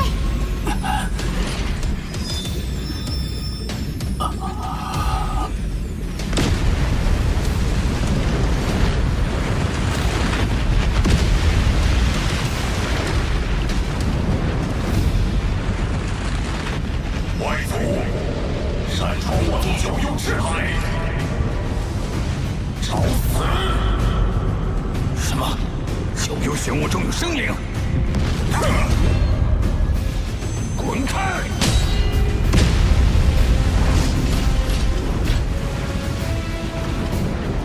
都说九幽漩涡通往九幽之海核心之地，看来那里应该生活着一群可怕强者，随便出来一个，实力就比我强。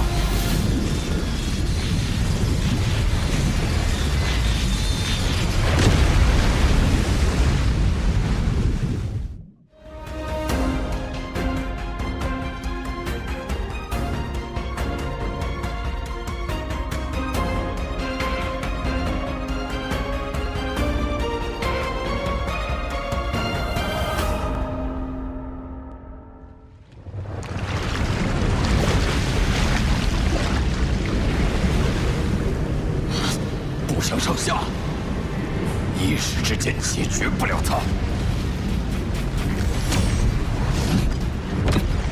所幸他也奈何不了我。不管他，杀了刀河王，夺下至宝，我不愁脱不了身。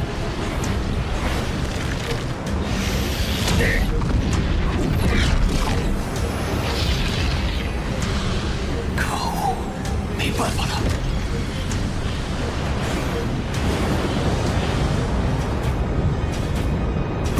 至宝，那可是2件至宝。阴魂不散。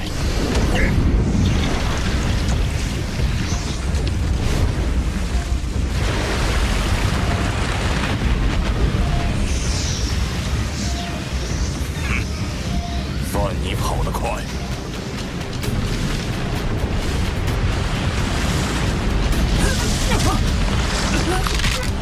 但这撕扯力便能将我湮灭，阵风星辰。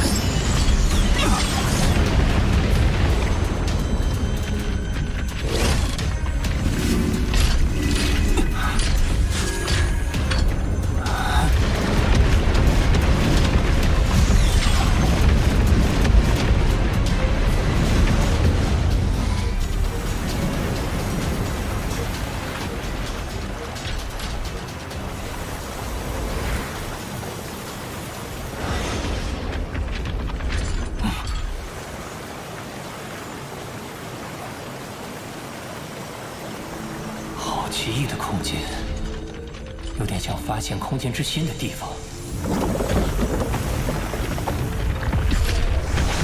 好强的阻力，是雾气中蕴含着特殊力量，封锁了空间波动，那便无法瞬移，也不能神国传送。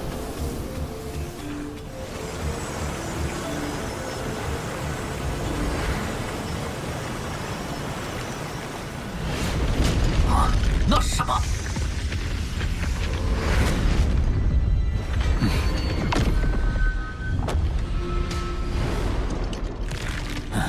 有军队，与刚才那尊者是同一组，300多人，个个都是不朽，有念力扫荡。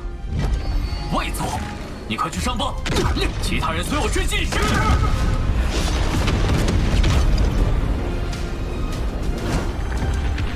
我早已演绎气息，怎么仍被他们的神力探查到？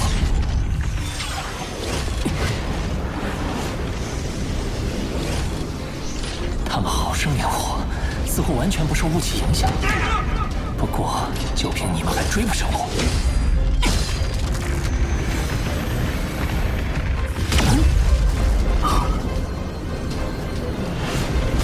这外族就一个不朽，在我族天地里，怎么能比我们还快？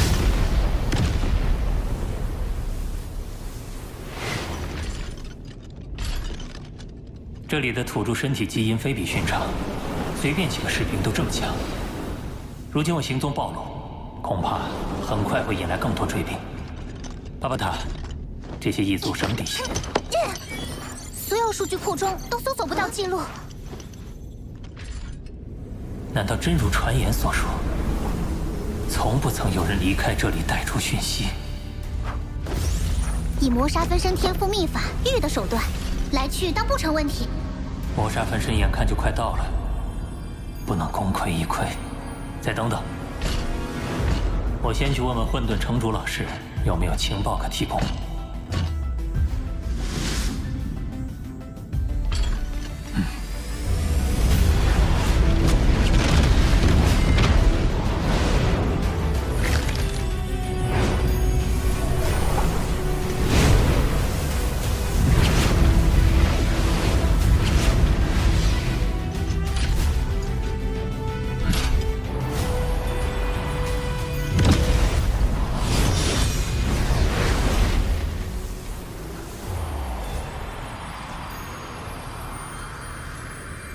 到了，就看这次了。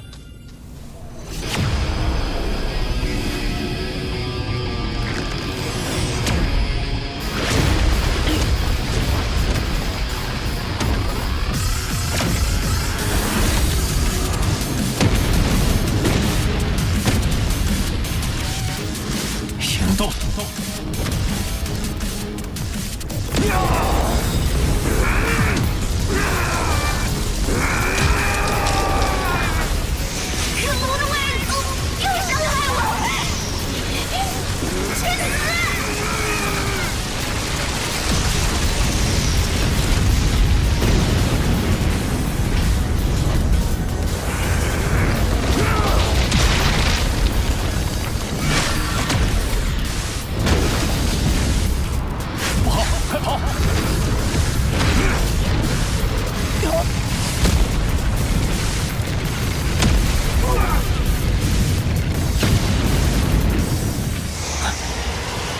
来了，成功！又是我，又来攻击我，怎么又是我？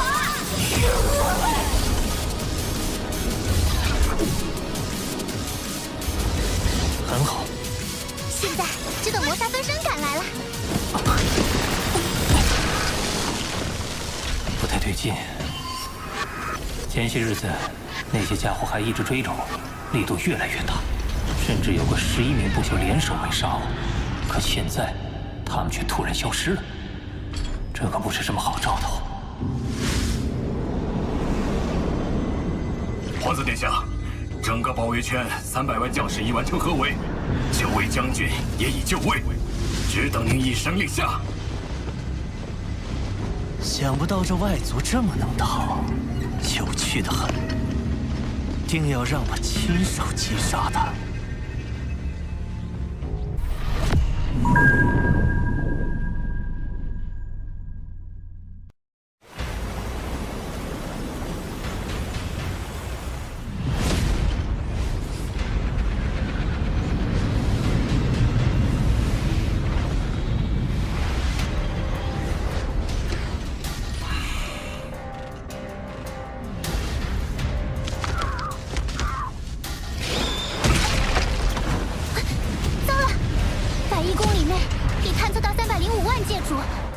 612名不朽，合围的人数还在不断增加。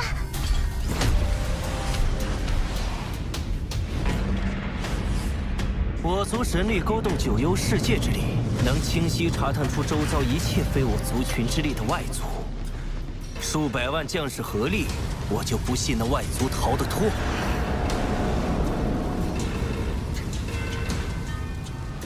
殿下，9层包围圈已部署完毕。 传令，收网，层层筛查。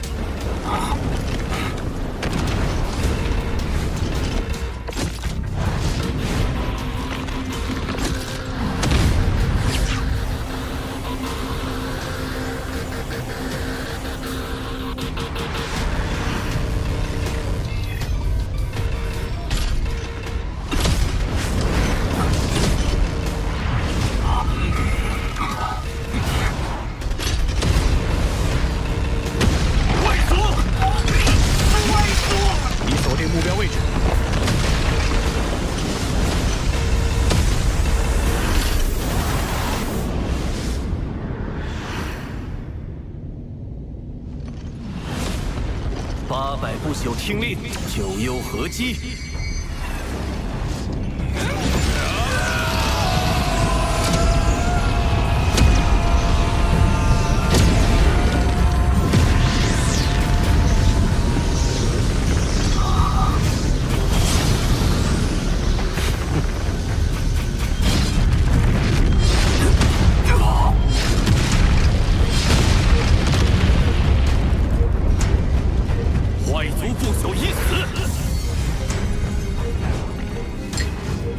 轻易就死了。不对，才这么点东西，它肯定是假的。众将士归位，包围圈继续收缩。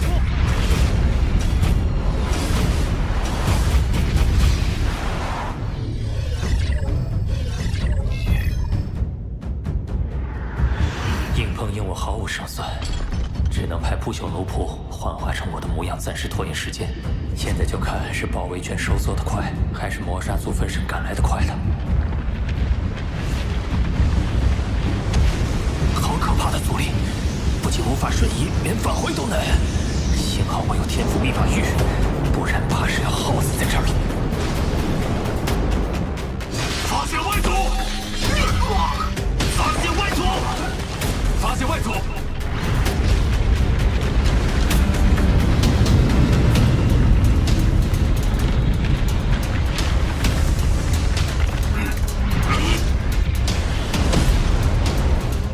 果然，按照原计划扫灭一切外族，绝不放走一个。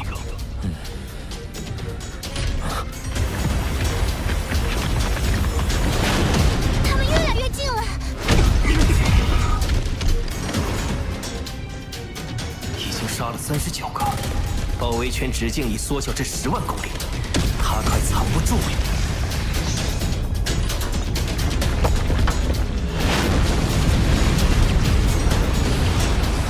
抓到你了！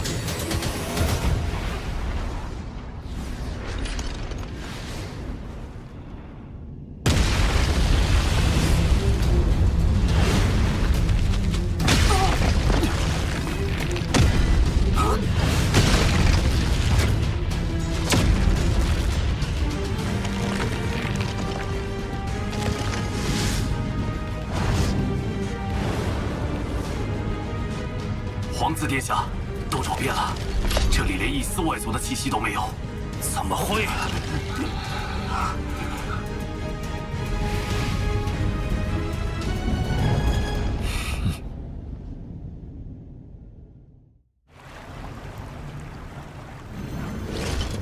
天赋秘法，分身。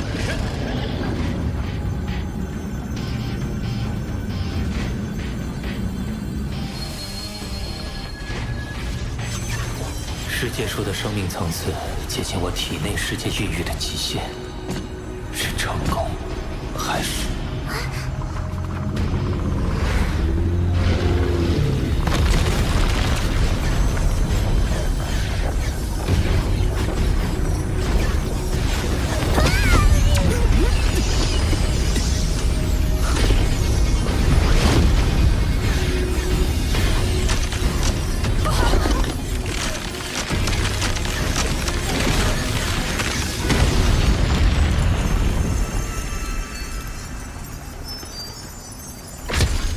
体内世界无法承受其生命层次，费了那么大力气，还是失败了。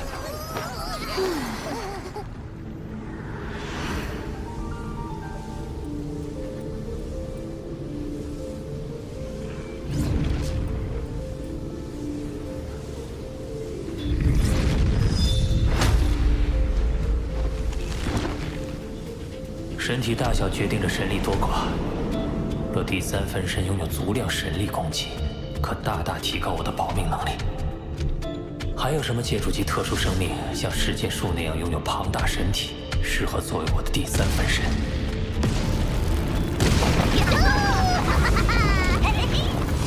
这么破坏会被叔叔说的吧？没事，他更希望我们变强。婴儿就是行星级，成年便是界主。这族群还真是强大。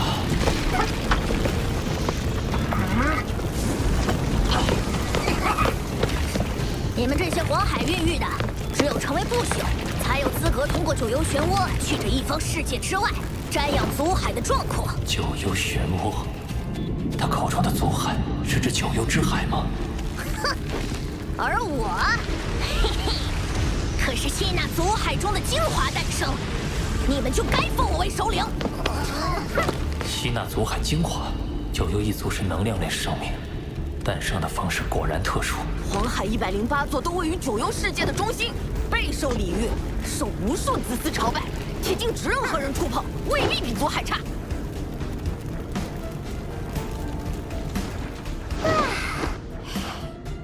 先前听说这里有108位皇子，没想到黄海竟然也是108座。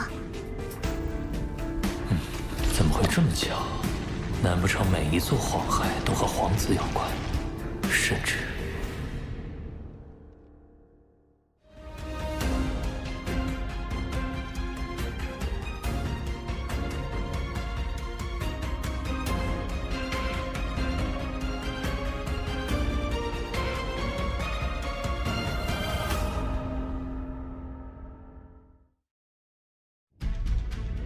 九幽皇子就是黄海，而九幽时空的主宰九幽之主就是九幽之海。果然如此。九幽之主的地位之所以与我媲美，是因为他被击杀后很快就会现身，不死不灭。当年妖族的天狼之主和苍央之主联手追杀他至九幽之海。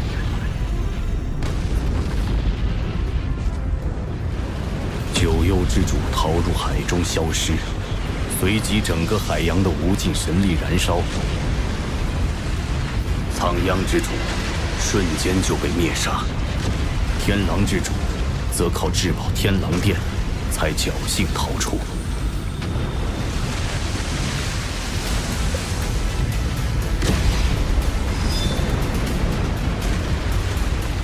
经此一役，众人才知那九幽之主就是九幽之海。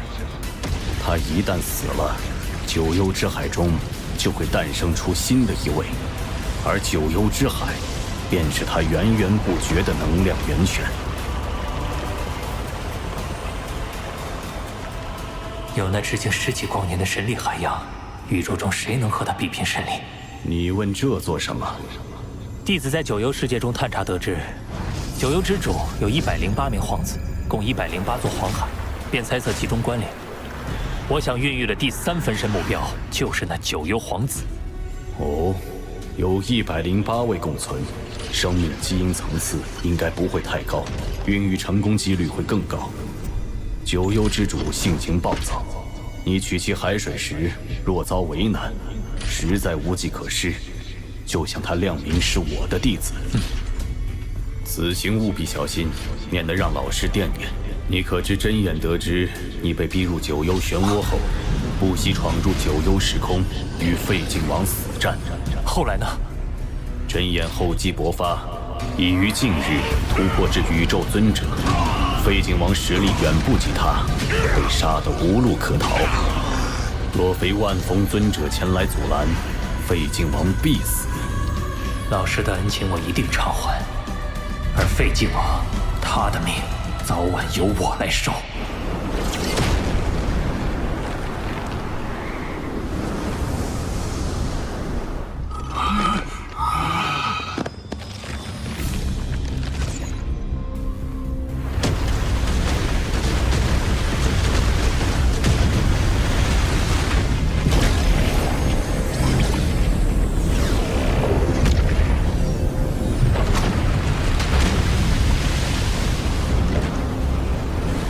跪拜的那些，应是尚未孕育生命的借助级皇子的黄海，适合孕育分身。你呆站在这干什么？欣赏黄海的壮阔，一时愣神。小心点儿，海水严禁碰触。明白。希望九幽之主不会在乎这点海水。为了第3分身，为了将来的机遇，拼了！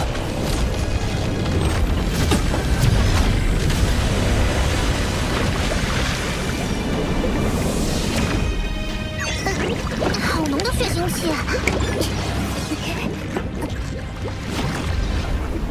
人类，我看你是一心求死。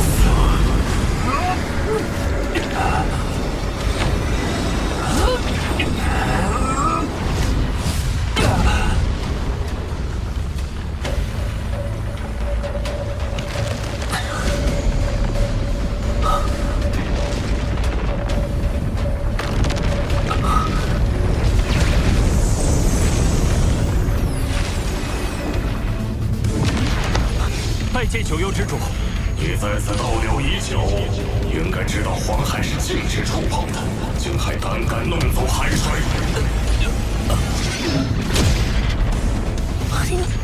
好强的杀意！我发现其他黄海的海水很普通，唯有这小型的黄海，海水有如鲜血，甚至隐隐能闻到血腥味。我在好奇下才弄了一些海水，我也是心存侥幸。心存侥幸，明知道是禁忌还敢触犯，那就得有承担后果的准备。看来只能亮明身份了，九幽之主。以为我要杀你？我本想杀了你，但你刀河王是我祖神教外围组织内定的吸纳成员。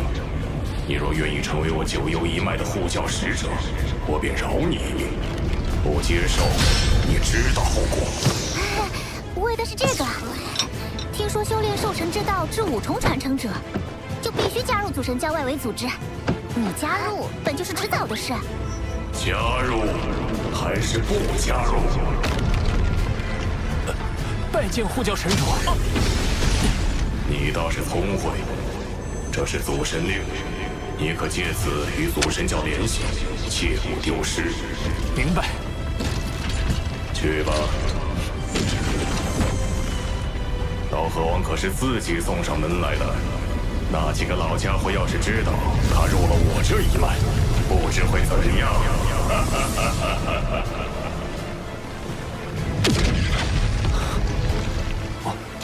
我竟然到了九幽时空之外。恭喜主人，贺喜主人，恭喜主人！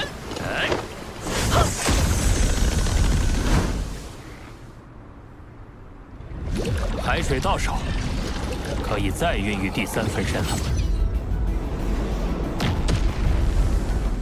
天赋秘法，分身。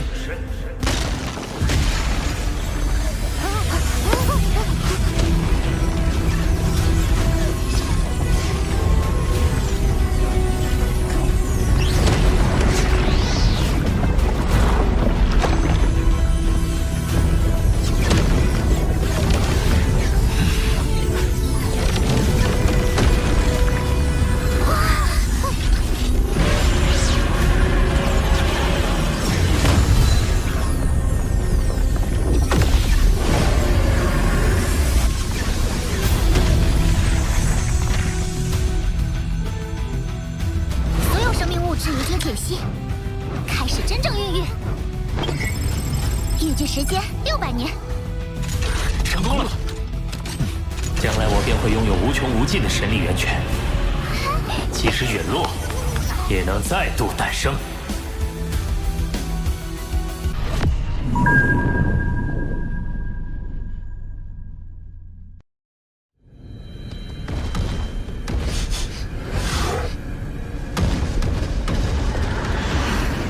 你在宝藏之地都过了1000万次了。死心吧！哎，要是有一宝藏能为我出世，刀河王来了。他当年从九幽时空归来后，数百年都没现身，一出现竟然就来至宝藏之地，一去就去最高峰，这人类野心大着呢。废金王，你说他能得到宝藏吗？第3分身再过100多年就能成了。这些年来，我对空间法则的参悟也大有提升。在突破不久前，得先去试试能否触发为借主级传承者准备的宝藏。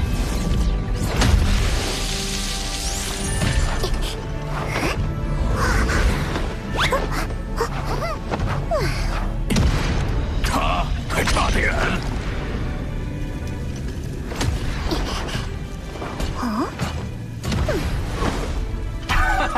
第2座也没反应。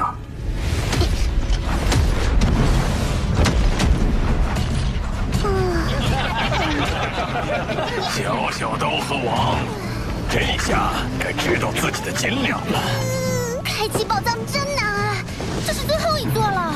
没事，本就是来碰碰运气。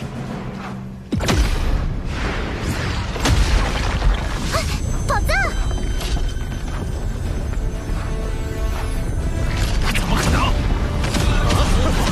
宝藏！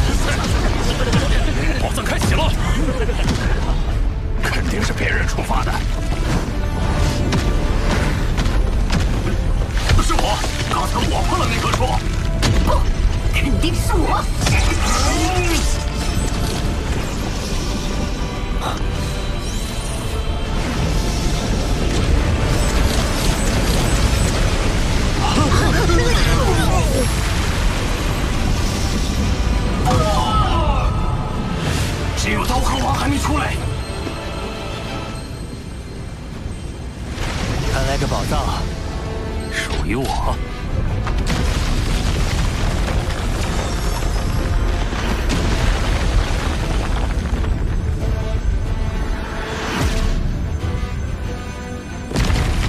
此处的宝藏可都有媲美至宝的价值，不知这戒指里会是什么？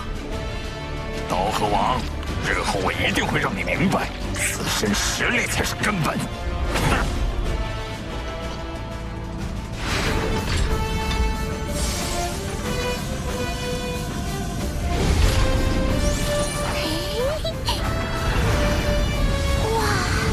是飞行宫殿类的重宝。飞行宫殿，类似于天狼之主的飞行载具。没错，这艘古船本名为银球幻影船，简称银河，属于顶级重宝。在你能驱动星辰塔前，它是优秀的过渡性载具。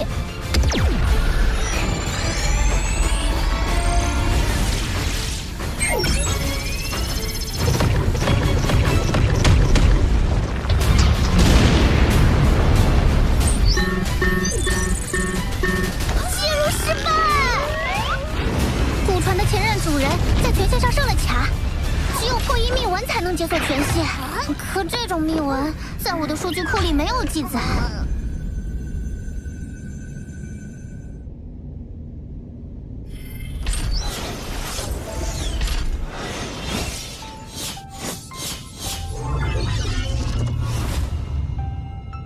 原来是他。这位乘风前辈是？乘风。祖神教最早时期的8大兽神之一，与后天凭借修炼成为兽神的存在不同。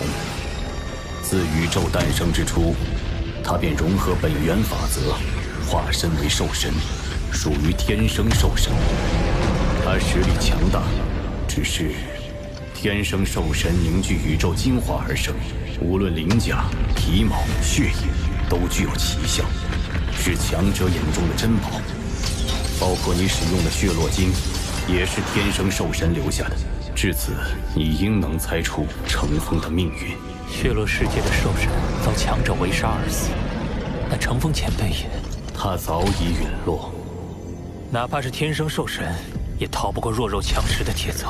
于我们人类而言也是如此。罗峰，你是我族将来的支柱，要想保护族群，就必须保证自身实力。眼下，你虽已濒临突破不朽的关口，但唯有先提高生命基因层次，才能在突破后站到更高的起点。这是兽神之血，每滴血都由100颗血络晶凝聚而成。100颗？相比血络晶，兽神之血的力量更易吸纳。寻常人类强者的生命基因层次，100倍就是极限。罗峰，我希望你能远超这个极限。是。这是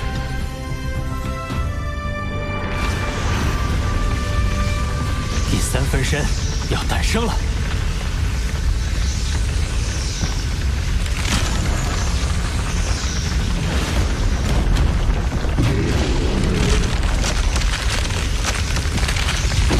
这么大的体积，难道一孕育出来就是一片海洋？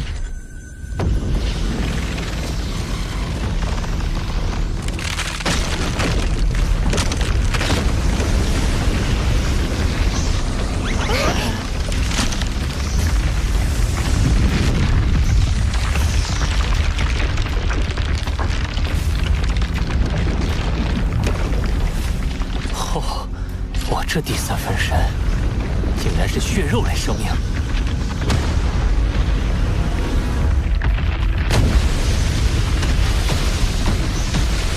好庞大的体型，体内能积蓄的神力一定也很可观。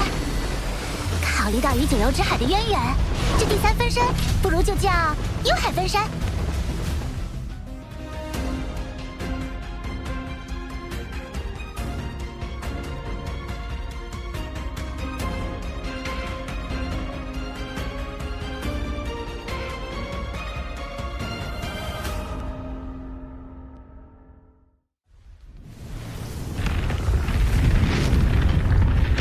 从此刻起，本尊和3大分身已定。我罗峰到底能在这宇宙强者之林中，成为一棵孱弱树苗，还是最粗壮的参天大树，就看以后我自己的努力了。这具身体内似乎蕴含着庞大的记忆信息，看来我幽海分身有2大天赋秘法：化海与创造。化海，就像黄海和祖海那样。化海，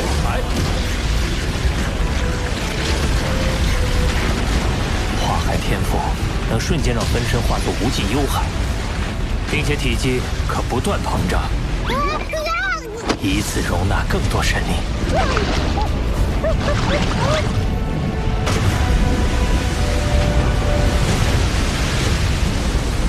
哇，直径10万公里的血海！不过没法像之前那样自主移动了，而且没有分身，也就失去了作战能力。一旦化海，能在一定程度上控制周围时空，这应该算是一种逆天的攻击手段。只是这血海的大小怎么不对？那界主级皇子的血海就有8000万公里。先不管这些，再试试另一个天赋：创造。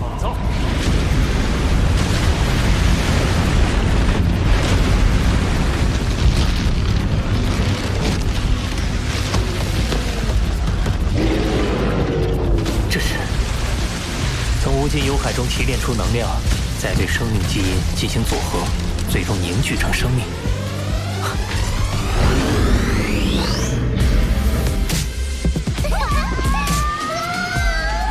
对了，我为何不利用这个天赋，创造出一个幽海分身的子分身？这个子分身可以用于存放意识，就算被毁，也可以再度凝聚。难怪九幽之主可以一直复活，因为死的都是分身而已。只是他的活动范围依然受限，且战力大不如前。这个问题恐怕一时难解。眼下还是专注于提升生命基因层次更为要紧。除了作为能量生命的磨砂分身，其余3具身体都有提升生命基因层次的空间，一同提升到上限，才算是在突破不朽前打下了最扎实的根基。我倒要看看宇宙生命基因层次的真正极限。幽海分身虽然是特殊生命，可也是血肉类生命，一定能修炼9阶秘典，提升基因层次。而人类本体和金角分身的提升，则需借助血络晶。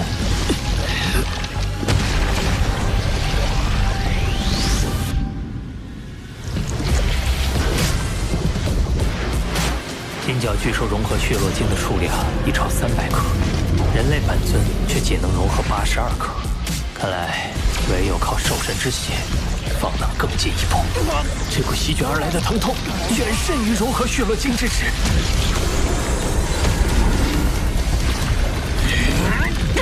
对9阶秘典第5阶的领悟，以为我和金角分身打下48倍生命基因层次的基础。如今，金角分身的基因层次已达6400倍，人类本体虽有不及，但也超过了3000倍。废镜王的基因层次也才2000倍，突破不朽后，他恐怕就不是你的对手了。3600倍，7200倍，幽海分身的基因层次，通过领悟秘典，甚至超过了金角巨兽。啊！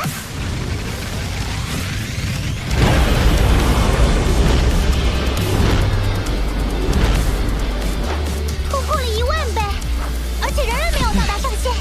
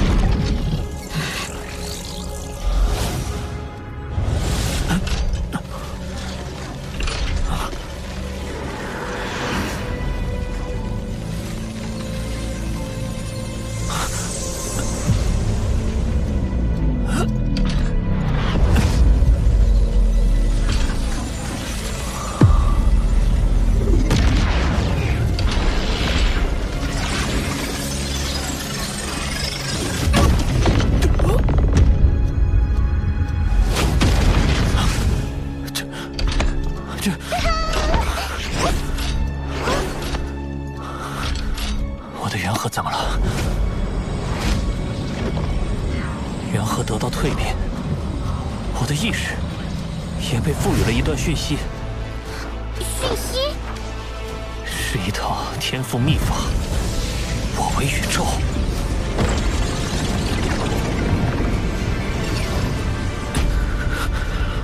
它的威能极大，一旦施展，身体将瞬间化为微型宇宙，困于其中的敌人将实力大减，自身则实力大增。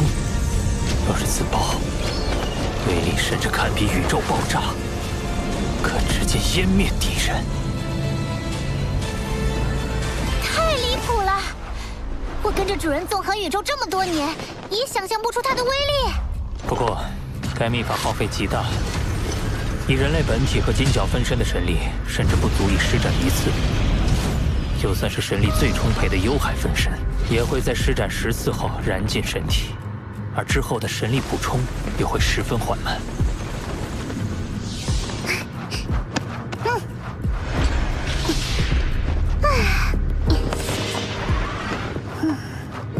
生命一旦成为不朽，位于宇宙核心的本源之地便会将大量神力灌入对方的体内，以助其完成蜕变。所以你突破后，神力供应会有所改善，但恐怕还是不够。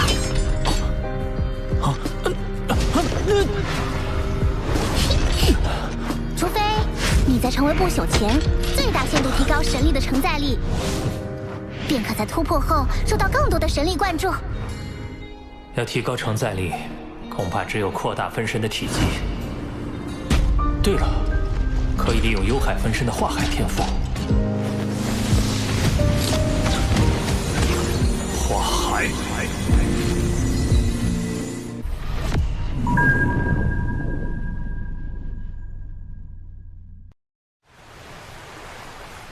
化海。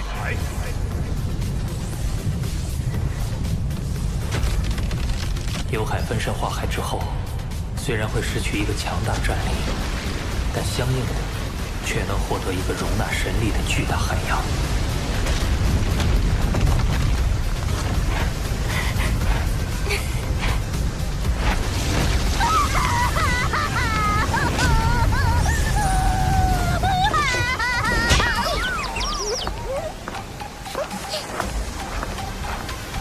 天哪，陆地快被淹没了！不行，无尽幽海还在扩张，你的体内世界也要跟着扩张。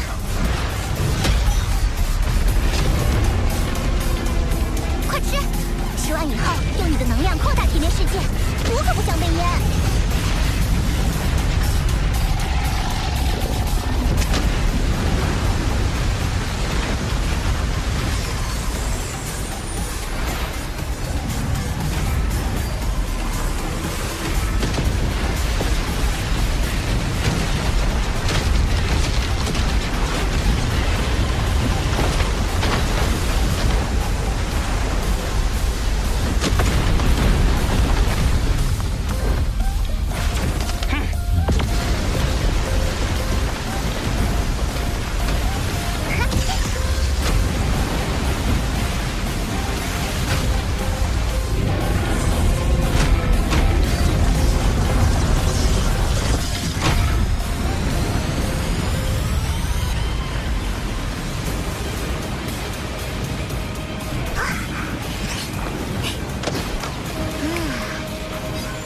无尽幽海的直径达到了100亿公里，体内世界达到了1万亿公里，太离谱了！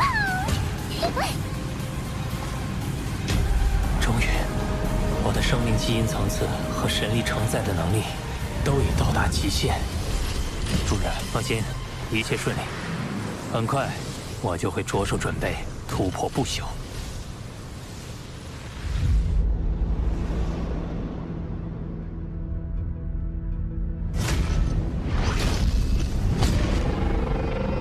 我的其余分身均已沉睡，所有意识都集中于一体，全力以赴进行突破。人和是我长期以来的命门所在，然而突破不朽势必要连接宇宙本源之地。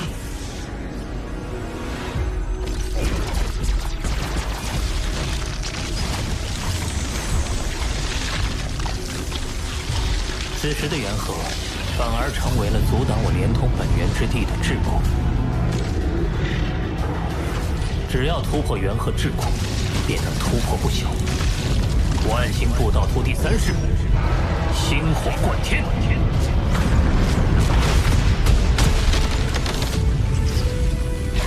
怎么可能？给我破！破！破！破！破！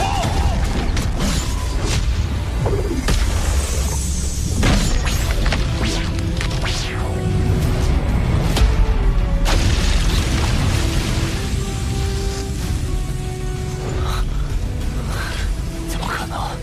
无论是意志、意境、念力、阵符和自创绝学，我都媲美蜂王无敌，竟然也无法打破元和桎梏。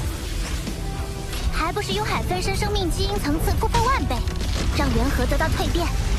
它助你得到了更深广的体内世界，相应的突破时也会给予你更强的桎梏。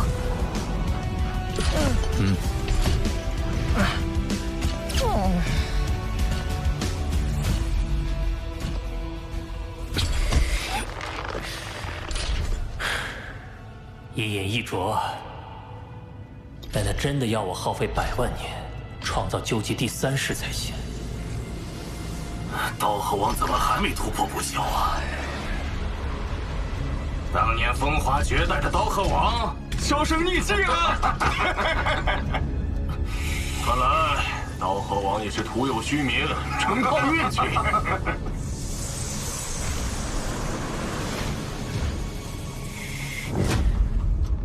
我竟然变得这么急躁，我何不在宇宙中早上一走，看看这万物乾坤？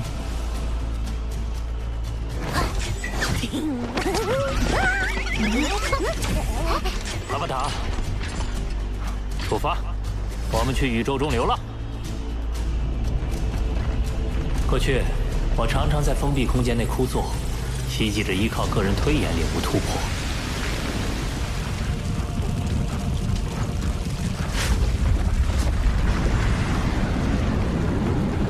直到我亲身前往宇宙流浪后，我才发现，宇宙处处都蕴含着本源法则的痕迹。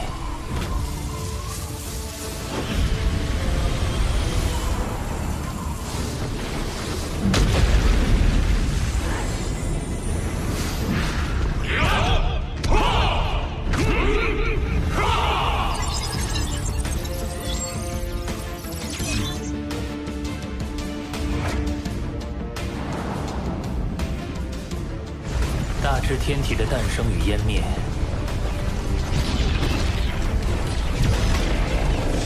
小至水滴荡起的涟漪，都与本源法则息息相关。整个宇宙像全息投影，把最宏大的法则压缩进最微小的细节。这点滴的积累，都成为了我突破的灵感源泉。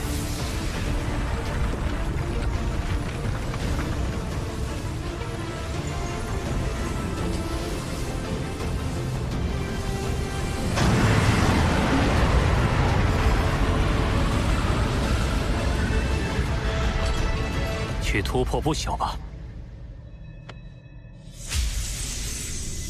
无需坚定内心，因为内心自然而然有如浩瀚星空，不可撼动。无需抵抗幻境，因为幻境和真实宇宙比，更不堪一击。论意志，我恐怕也不亚于宇宙霸主们。破桎梏，成就不朽，星火贯天，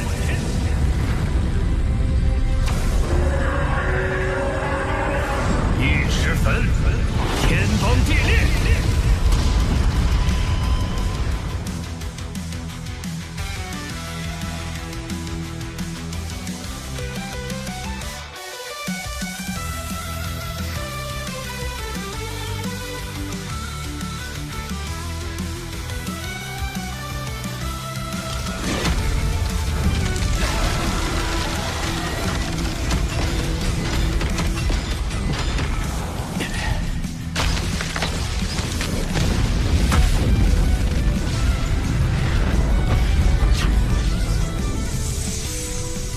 金之本源法则降临。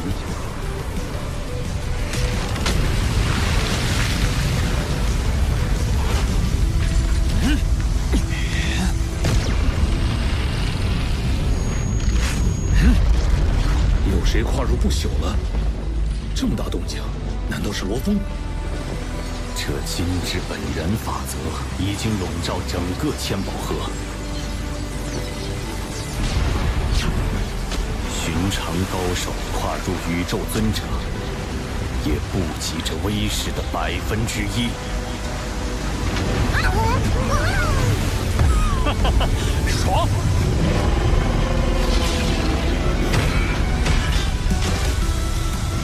这来自宇宙本源之地的神力，怕是比亿万件重宝还要珍贵。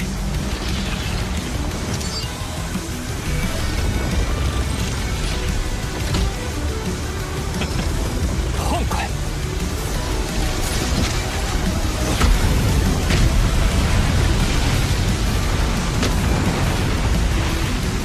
刚突破不朽，就能从宇宙本源之地勾动如此骇亮的神力。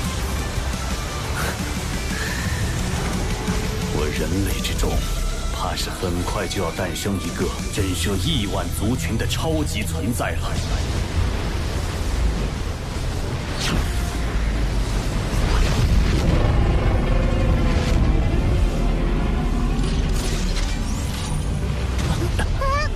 怎么了？你刚成为不朽，体内世界还能维持，但迟早它是会分裂崩塌的。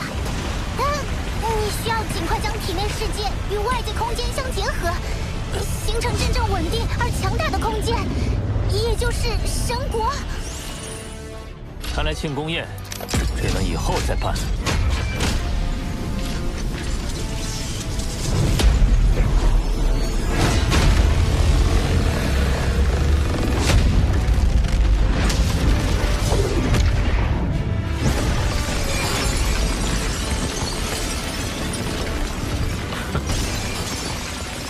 就用这枚巨型空间碎片，将体内世界与其结合。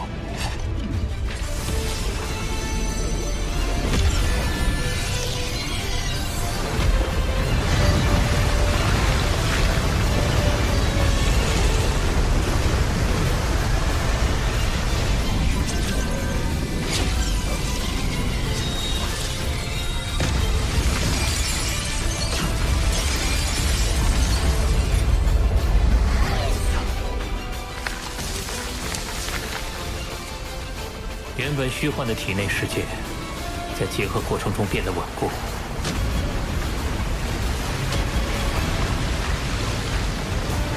终于成为了一个真实存在的世界。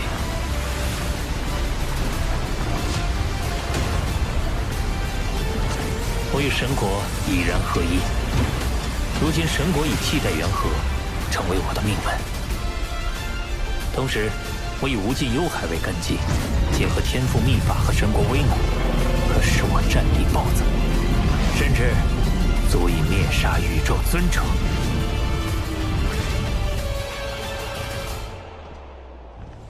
老师，罗峰，过来。你既踏入不朽，就在山腰选址建造你的宫殿吧。山腰，多谢老师。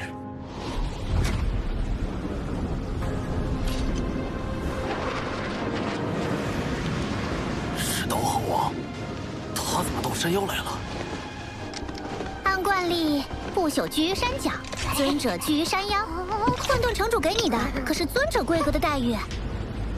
罗峰，前辈，你来这里可是找你的真言老师？不，我是在这里选址建造宫殿。你可知未经允许，不朽不可以在此逗留，妄论建宫殿。前辈，这其实是混沌城主老师的安排。哦。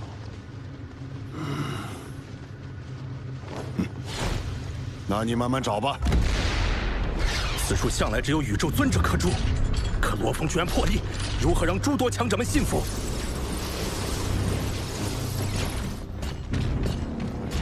不管拜谁为师，一切得按照实力说话。混沌城主这次，废金王。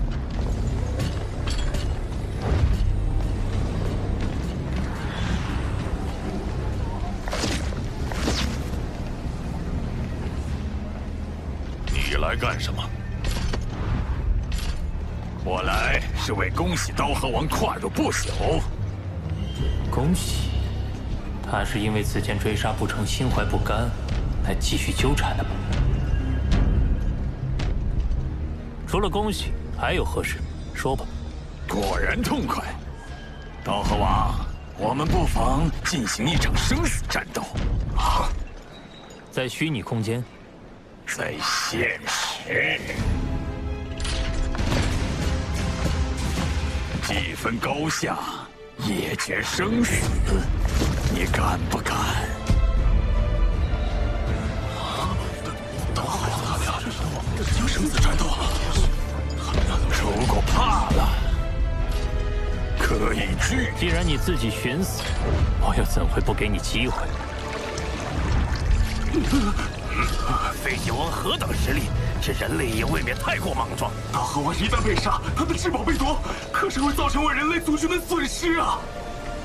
有胆色，但这份胆色也会成为你的催命符。我会把宇宙坐标发给你，12个宇宙时之后，我们再见。废金王是想把你架起来，让你不好拒绝约战，你又何必往圈套里钻？对我来说，这不是圈套，而是一个机会。我会用这一战向外界证明我的实力。